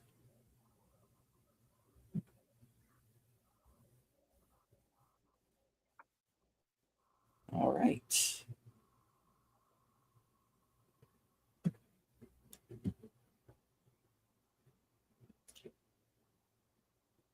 All right. Filming locations include the Palm Canyon Trail, Kofa National Wildlife Refuge, Arizona. Mm-hmm. Stage 4, Elstree Studios, Birmingham Wood, Hertfordshire, England, UK. Vidhavita Temple and interior, demolished in 1989. Stage 2, Elstree Studios, Birmingham Wood, Hertfordshire, England, for the interior of Marion's Bar.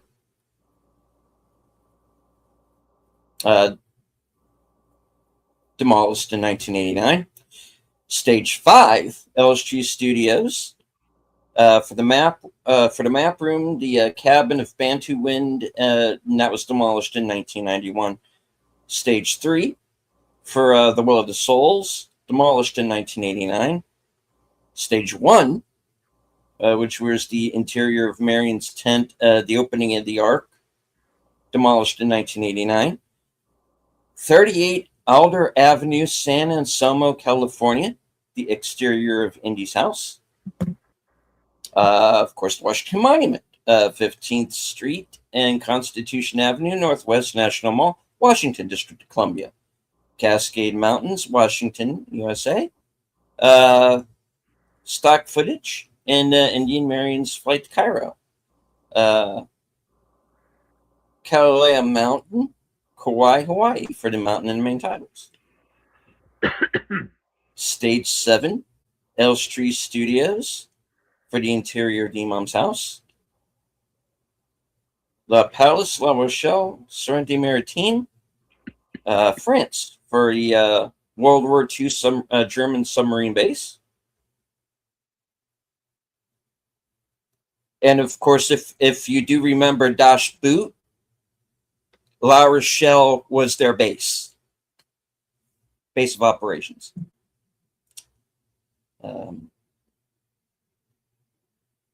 Rickmansworth Masonic School for Girls, Chorleywood Road, Rickmansworth, Hertfordshire, England, for the interior of Barnett College.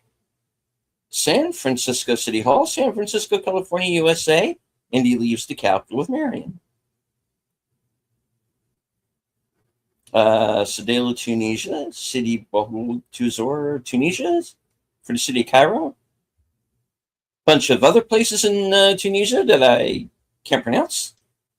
And the University of the Pacific, Stockton, California, for the exterior Barnett College.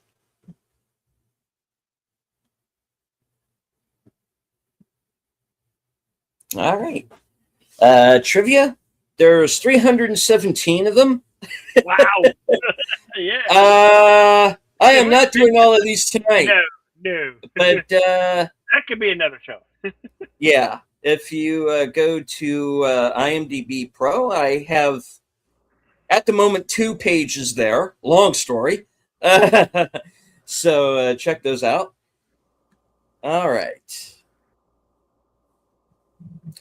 Tom Selleck was Steven Spielberg's second choice for the role of Indiana Jones. Harrison Ford was his first, but George Lucas objected, since Ford had been in his previous hits, American Graffiti, Star Wars, and of course Empire Strikes Back. So he wanted to use someone different.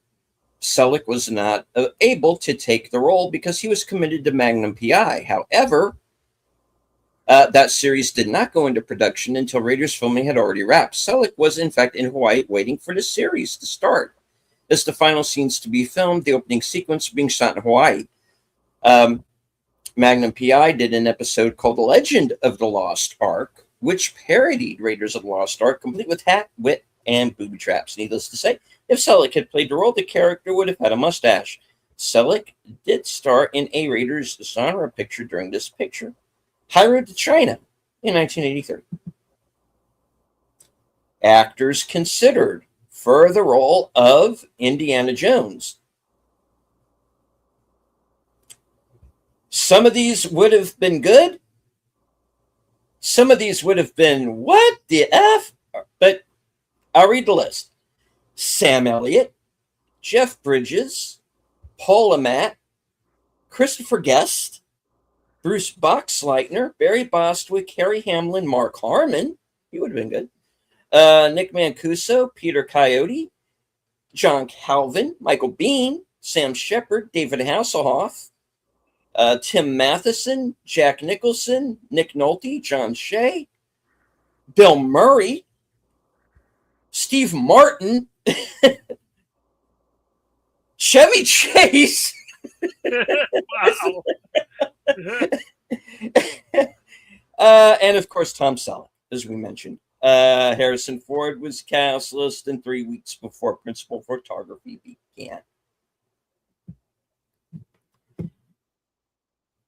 Indy dragged under and then out behind a moving truck is a tribute to Yakima Canutt's famous stunt in John Ford's Stagecoach. In fact, it was a stunt that stuntman Terry Leonard had failed to pull off the year before in The Legend of the Lone Ranger. He was thrilled at the chance of having another shot at it, but only agreed to do it if his friend and colleague Glenn Randall Jr. was driving. The truck was specially constructed to be farther off from the ground than normal to allow clearance for Indiana Jones to pass underneath safely, and the center of the road was also dug out. In great movie stunts, Raiders of the Lost Ark, we see on the camera slate that the camera was set at 20 frames per second instead of the traditional 24. In other words, the shots were done in fast motion, so the truck was not really moving as fast as depicted on screen. Harrison Ford was actually dragged behind a truck for some of the shots, badly bruising his ribs. When asked if he was worried, Ford quipped, "No, if it was really dangerous, they would have filmed more of the movie first." During the chase, Harrison Ford dispatches all three of his stunt doubles, all of whom were playing the German soldiers. Terry Leonard plays the driver of the truck who gets punched out of the cab by Ford. Vic Armstrong and Martin Grace play soldiers hanging onto the side of the truck before being knocked off. For the DVD release, over 970,000 frames were cleaned up by Lowry Digital Images, the same company that cleaned up Snow White and the Seven Dwarfs, North by Northwest, and Sunset Boulevard for DVD. To achieve the sound of thousands of snakes slithering, Ben Burt stuck his fingers into a cheese casserole. This was augmented by applying wet sponges to the grip tape on a skateboard.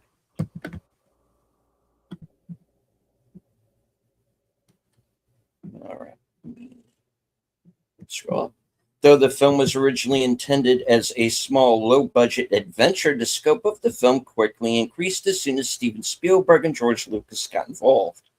Still, Spielberg told Lucas that he would only do the film if they could do it really fast, since he was desperate to avoid the experiences of his previous three movies, Jaws, Close Encounters, and 1941, which had all run wildly over schedule and over budget. Even though the production cost of Raiders would triple the $20 million during its conception, the film was delivered within its finally intended budget and ahead of schedule. This was 1981's biggest grossing film by a wide margin. George Lucas first dreamed up the idea of an adventurous archaeologist about the same time he came up with the idea for the Flash Gordon-type space story that became Star Wars.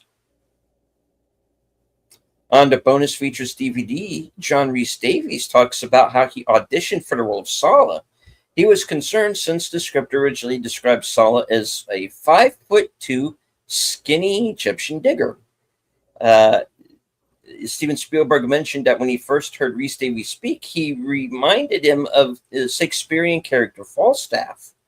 Spielberg then told Rhys Davies that for his performance as Sallah to combine his earlier role as Vasco Rodriguez in the miniseries Shogun with the character of Falstaff.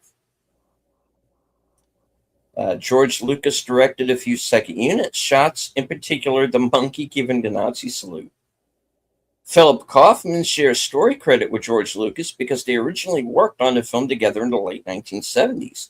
Kaufman was Lucas's first choice to direct and came up with the idea to pursue The Lost Ark of the Covenant.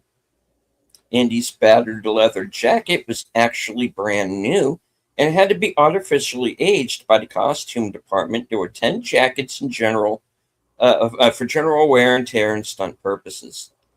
Indiana Jones's hat came from the famous Herbert Johnson hat shop in Savile Row, London.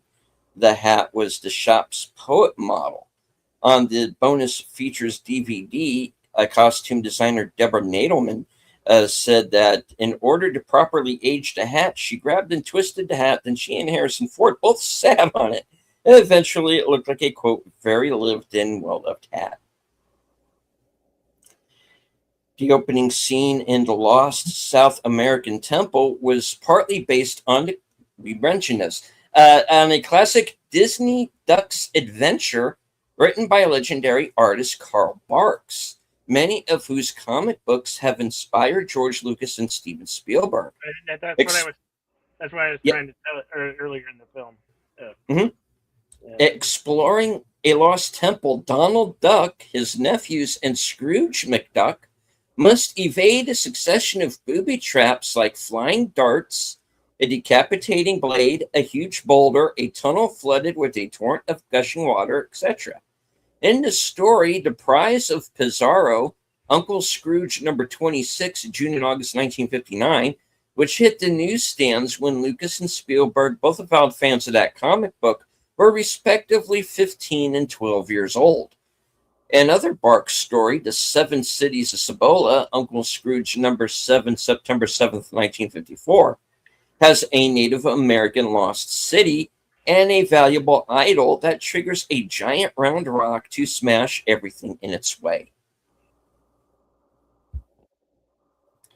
The giant boulder that chases after Indiana Jones at the start of the film was made of fiberglass. On the bonus features DVD, sound designer Ben Burt said that in order to get the proper sound effects for the giant boulder, he and the sound crew tried pushing boulders down a hill. But the sounds they were getting weren't what they were looking for. Later that day, as they were leaving a Honda Civic coasting down a gravel embankment, Burt noticed that the sound was just what they were looking for. So he grabbed a microphone, held it near one of the Civic's rear tires to record the effect. Cameo, Frank Marshall, Congo, pilot of the. He plays the pilot of the Flying Wing. All of the stuntmen were sick on the day that Marion hits the pilot of the Flying Wing over the head, so producer Frank Marshall agreed to do it.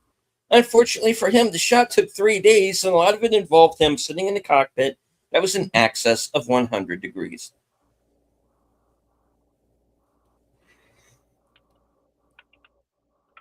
All right. We read off a few more of these. Sorry. The out of control airplane actually ran over Harrison Ford's knee. Ow. Tearing a ligament in his left leg. Lucky for him, the heat had turned the rubber tires soft, so it did not crush the bone. Rather than submit to Tunisian healthcare, Ford had his knee wrapped in ice and carried on. Production designer Norman Reynolds found a rusty-looking ship that was perfect for the Bantu wind. However, when time came for this sequence to be filmed, he was horrified to discover the ship had been repainted and now looked pristine. It had to be swiftly repainted to achieve its distressed look. In a deleted scene where Sala is confronted by a Nazi soldier, John Rhys Davies, who was suffering from cholera at the time, was required to bend down. Unfortunately, this prompted the very sick Rhys Davies to soil himself. Ouch. Everybody got sick on this movie. Yeah, they pretty much did, yeah. Indy's whip is 10 feet long. Why, thank you. Although some shorter versions were used. I'm 12 people. I'm 12. Indy's whip is 10 feet long, although some shorter versions were used depending on the shot required.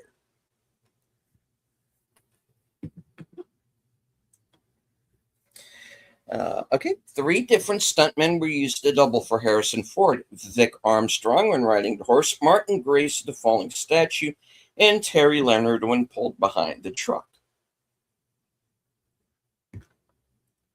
Most of the body blow sounds were created by hitting a pile of leather jackets with a baseball bat. To create the sound of the heavy lid of the Ark being slid open, sound designer Ben Burt simply recorded him moving the lid of his toilet cistern at home. During filming in Tunisia, nearly everyone in the cast and crew got sick, except director Steven Spielberg. It is thought that he avoided illness by eating only the food he'd brought with him, a lot of cans of SpaghettiOs. Let me scroll through a few of these. Indiana Jones' name comes from the name of Marcia Lucas's dog, and it is a play on Steve McQueen's eponymous character named Nevada Smith. Indiana the dog was a Malamute. Steven Spielberg was quoted as saying, "I made it as a B movie. I didn't see the film as anything more than a better made version of the Republic serials." Cameo, Dennis Muren. He appears as a Nazi spy who is tracking Indiana Jones on the airplane. Only his eyes can be seen, though, as most of his face is hidden behind a magazine he's reading, which is Life, Volume 1, Number 2, November 30th, 1936, which has pages 42 and 43 dedicated to the watercolor paintings of Adolf Hitler. Cameo, Glenn Randall Jr., the stunt coordinator, appears as the mechanic with the monkey wrench and the flying wing. George Lucas made what was at the time an unusual deal for this film. The studio, Paramount Pictures, would finance the film's entire $20 million budget. In exchange, Lucas would own over 40% of the film and collect almost half of the profits after the studio grossed a certain amount. It turned out to be a very lucrative deal for Lucas. Paramount executive and future Disney CEO Michael Eisner said that he felt the script for this film was the best he'd ever read.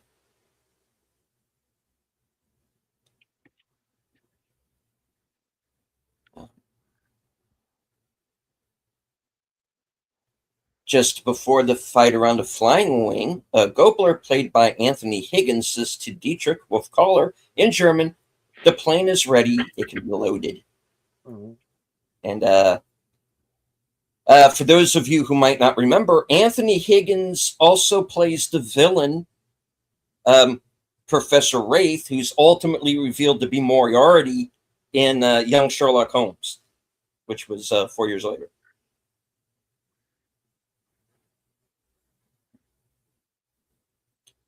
Okay. Actresses in the running to play Marion.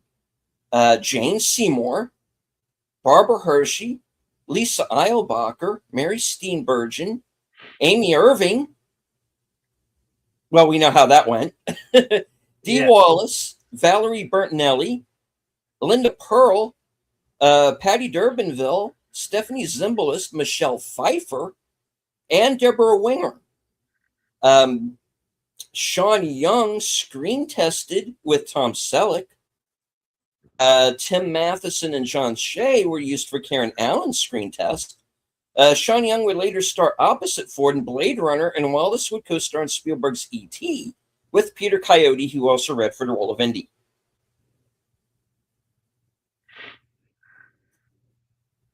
All right, let me scroll. The Wilhelm scream, as one of the Germans falls out of the back of the truck Indy is driving.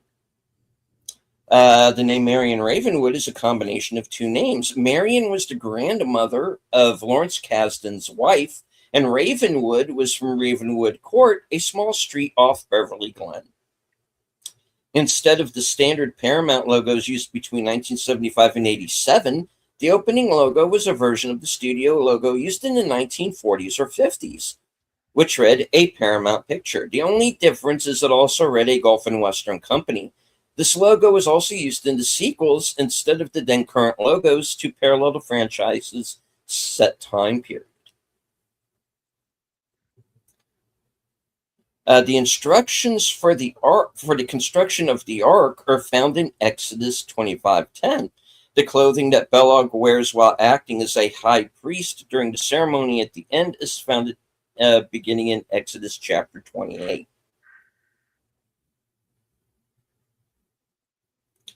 For the conceptual process and drawings, Ralph McQuarrie was not brought in, but instead George Lucas brought in Marvel artist Jim Steranka. Check him out on Twitter. He's a hoot. However, McQuarrie did provide the illustration of the Ark scene in the large Bible at the college. Voted number 20 in Channel 4, the UK's greatest family films. Cameo, Frank Welker, the prolific voice actor, provides the monkey sounds. He goes uncredited. Harrison Ford actually outran the boulder in the opening sequence. Because the scene was shot twice from 5 different angles, he had to outrun it 10 times. Ford stumbled and the scene was deemed to look authentic and was left in.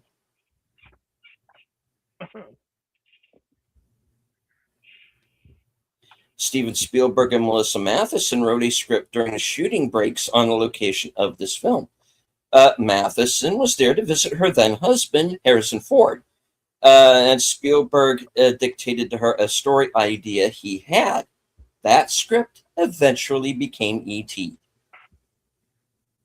This was the first time Steven Spielberg ever directed in the UK.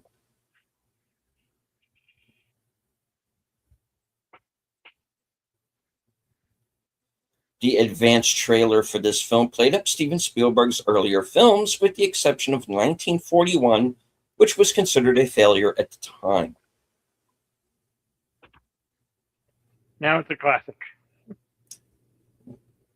According to Graham Hancock's book, The Sign and the Seal, the Lost Ark of the Covenant resides in the city of Axum, Ethiopia, at the St. Mary of Zion Church.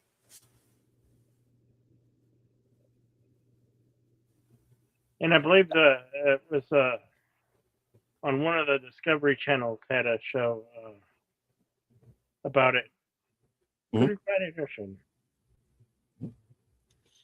There is a long-standing myth that Jeff Bridges turned down the role of Indy. It was never even offered to him, which was confirmed in an article by Jake Perlman for Entertainment Weekly in 2014. Early concept art for the character who ultimately became Tote depicted him as a uniformed Nazi officer with a mechanical arm that doubled as a machine gun and a radio antenna built into his head. Okay. Oh my God. George Lucas dismissed this as being too far-fetched. Yeah. Good choice. All right. Good idea. While filming the snake scenes inside the Well of Souls, a python bit first assistant director David Tomblin's hand and wouldn't let go. Tomblin calmly asked someone to grab the python, still attached to his hand, by the tail and whip it so that the snap would send a wave up the snake's body and force it to let go. A stagehand did just that. The python released its bite from Tomblin's hand, and Tomblin got medical attention. The python itself was not injured. They do have sharp teeth, pythons. Yes, they do. During the filming of the Well of Souls sequence, a python died after being bitten by a cobra. The tune that Sala keeps singing, A British Tar is a Soaring Soul, is from Gilbert and Sullivan's HMS Pinafore. He also sings the words, I am the monarch of the sea, ruler of the Queen's Navy, from the song Give Three Cheers, which is from the same musical. A British Tar is the same song that Captain Picard sings to distract an out-of-control Commander Data in Star Trek Insurrection. Okay, we brought this up early in the show. The sacred idol of the Havitos, of which Dr. Jones takes possession at the beginning of the film, is apparently a fertility goddess. It is a molten image of a woman squatting down and giving birth.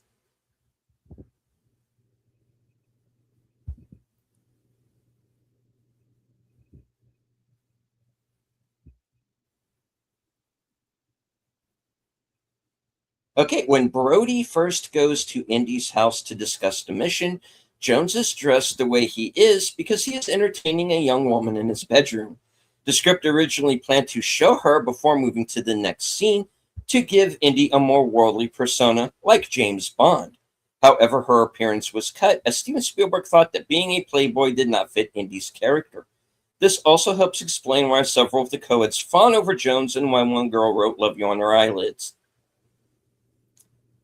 The flying wing in the fighting scene in Egypt is not a real plane. It was designed for the movie by production designer Norman Reynolds and built by Vickers. It was inspired by several German flying wing designs of the time period. Cameo, Terry Leonard, the stuntman who appears as the German truck driver, also performed numerous stunts as Indy, including jumping from the horse to the truck and sliding under the truck.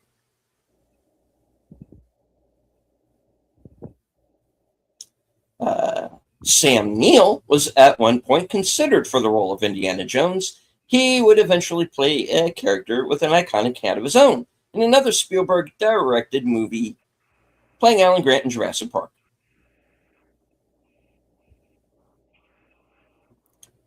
Kathleen Kennedy is listed as, quote, associate to Mr. Spielberg in the credits. She has since co-founded Amblin Entertainment and is the president of Lucasfilm. And we know how that went. Yeah.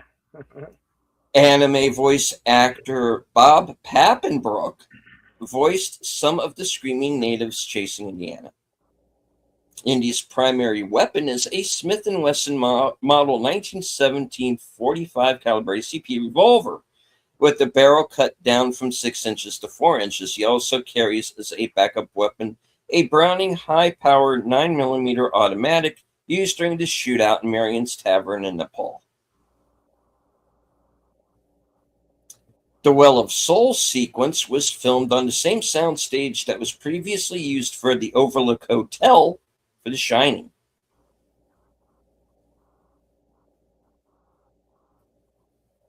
One of the unique selling points of the Indiana Jones movies was their sound quality. Ben Burtt, the sound designer, said that the sounds used after the Ark was opened were synthesized using German vocalizations and recorded animal cries of dolphins and sea lions to make it sound otherworldly. The sounds for the subsequent sparkle and beams were recorded with the old gear used for the early Frankenstein movies. The original Raiders treatment by George Lucas was handwritten.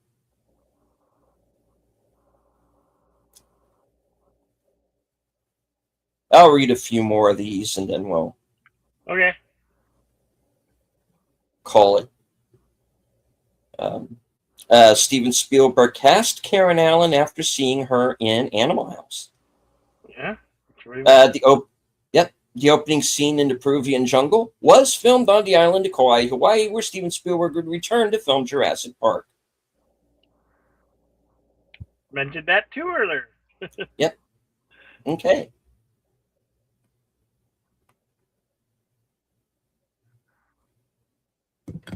We're going to call it closed. I'm going to hold on. Okay. I keep getting messages here.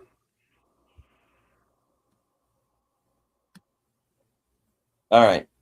I'm going to read off. I'm going to read off one more here. It's a long one, but might be interesting. Scenes cut from the film. In the uncut conversation between Indy and Marion at the Raven Bar, Marion explains the cause of Abner's death and tells Indy about the difficult last 2 years of her life. After having arranged the following day's appointment for the delivery of the medallion, Indy turns to leave, only to return under Marion's urge. She grabs his jacket and pulls him in close for a kiss. The whole Raven Bar scene was cut because it was considered too long.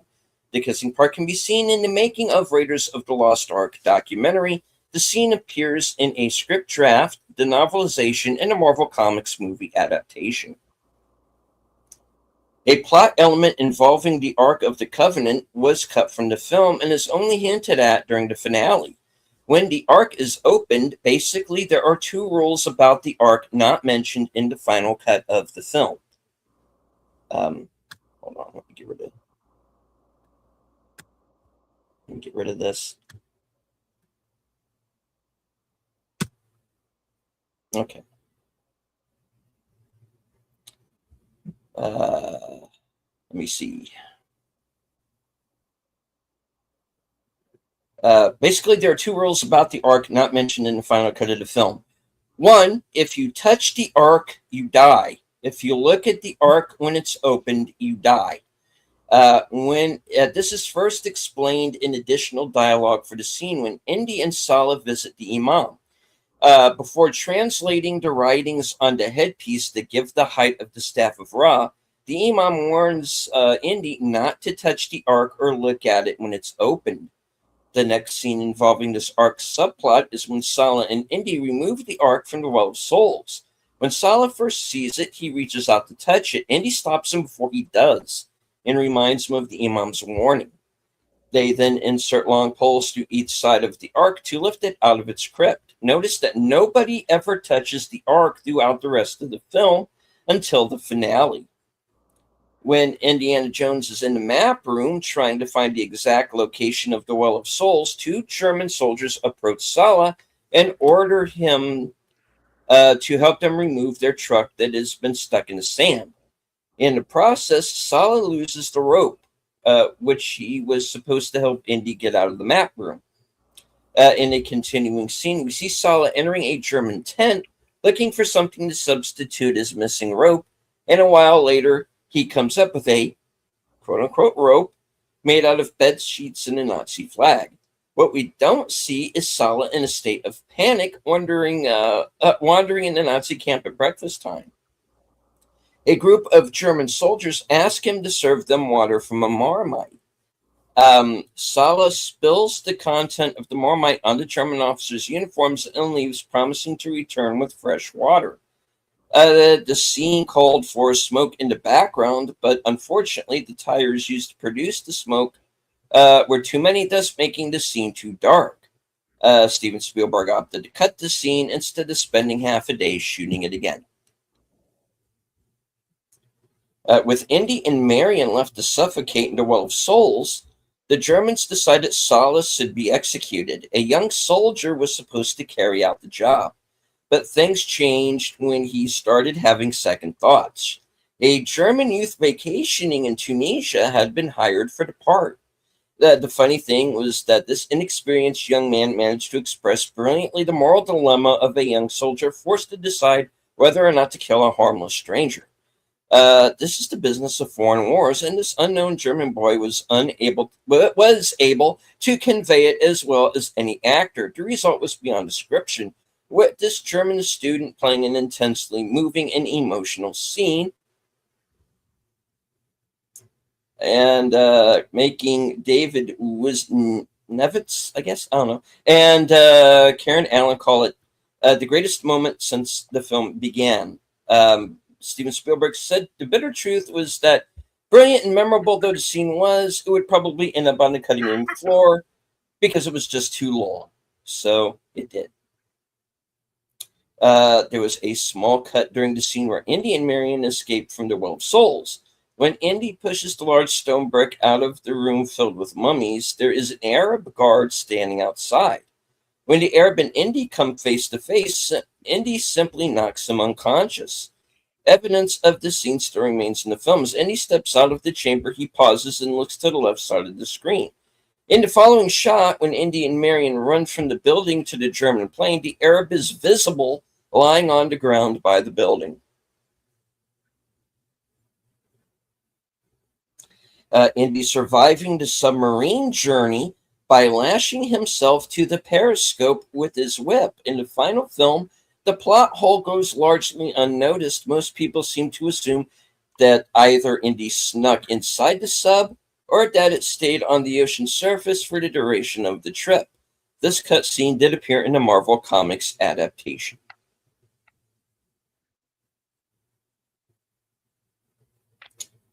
According to the script, Abner Ravenwood was killed in an avalanche. Unlike Indiana Jones, neither Harrison Ford nor Steven Spielberg have a fear of snakes. All right. Like I said, there's a lot more. It's on IMDb. If you have a few hours, feel free to read the rest. All right. The Cool. scrolls are closed. Now we can tell them what we got in store for them next Thursday. Same Deleted Scene channel, same Outlaw Bill channel. Here on Action Theater, we are going to be playing the 1986 Big Trouble in Little China. Yes, that's what we're playing next week here on Action Theater Presents.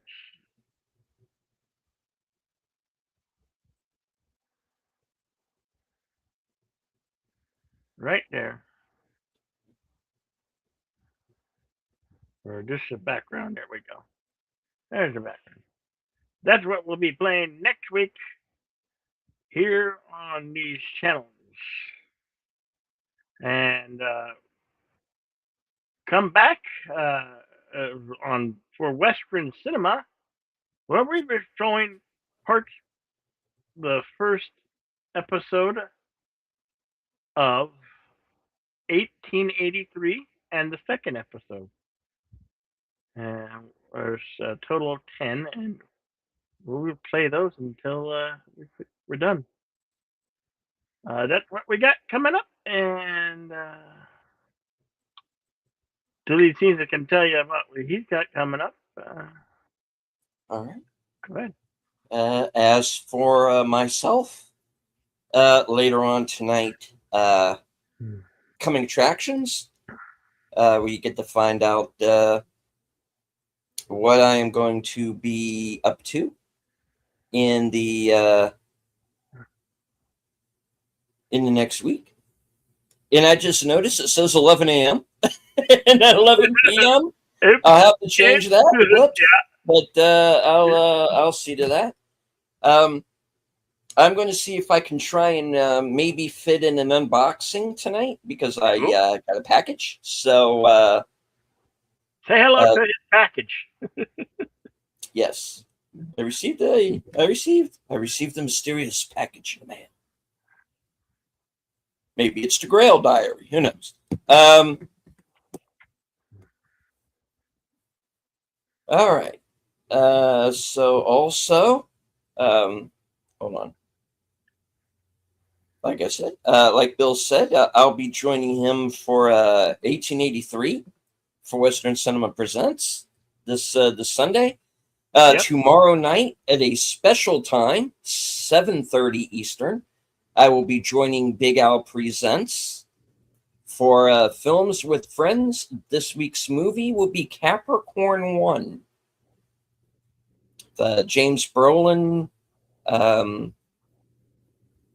is it? I keep wanting to say James Brolin is in the movie, but I'm not sure. But I do know that Elliot Gould is, as well as Sam Waterston, and O.J. Simpson. Yeah, James Brolin is Josh Brolin's father. Yeah, he played that Thanos guy, and he was in Goonies. He's been getting around his prodigy, his son. Yeah, definitely go check that out. Yeah. Sunday night will be my program Unscripted. Topic to be determined. Find out tonight, and that'll be at 8 p.m. and at 11, reserved seats returns. 32 Flavors of Nick Weiser will be my guest. It will be his first appearance on the show. So please join us for that. And then, of course, next Tuesday night, live from Sparkwood and 21. That'll be at 8:30. I'll be joined by Shirley and Netter and Boomer. And then, of course, join us next week. Same bat time, same bat channel. Adventure June returns with John Carpenter's Big Trouble in Little China.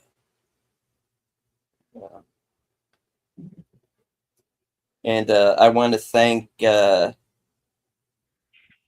everyone who joined us, either on Cosme or in the live chat. Yeah. Or those of you who might have stopped by, even if it was just for a few moments. I think we had over 150 people watching at one time or another during the course of the show. So thank you all very much for joining us, and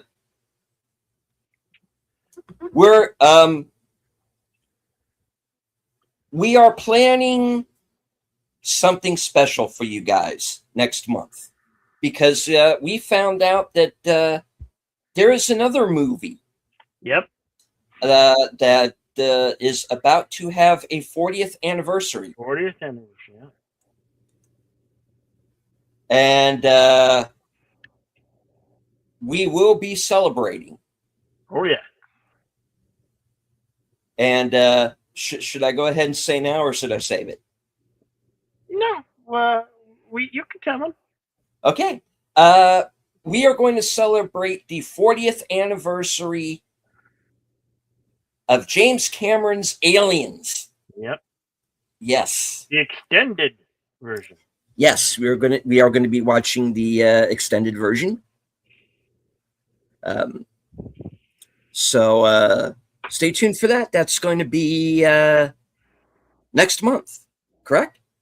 Yep. It falls on a Tuesday, the 14th. Yeah. We're gonna work it out, and you'll still be doing your later show programs on Tuesday, because Tuesday's a big day for you. An eventful day. But so, there's plenty of time. We got a month, more than a month to plan it all out.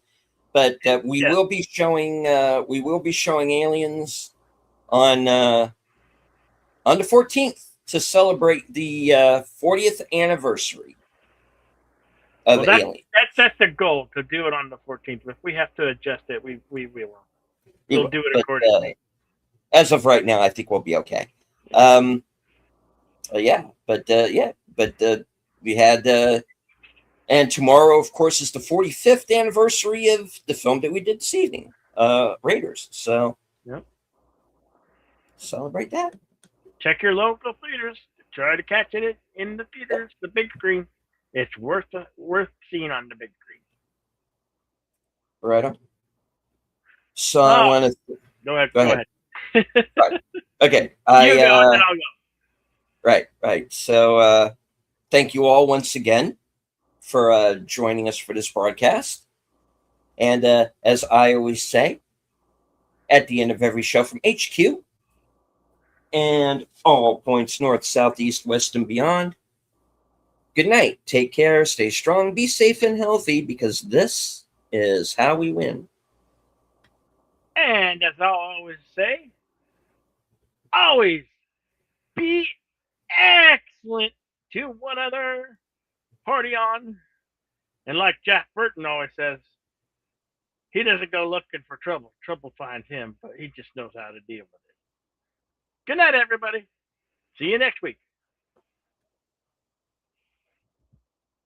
Dun, dun, dun, dun, dun, dun. Dun, dun, dun, dun. Dun, dun, dun, dun, dun, dun, dun. Where's the button?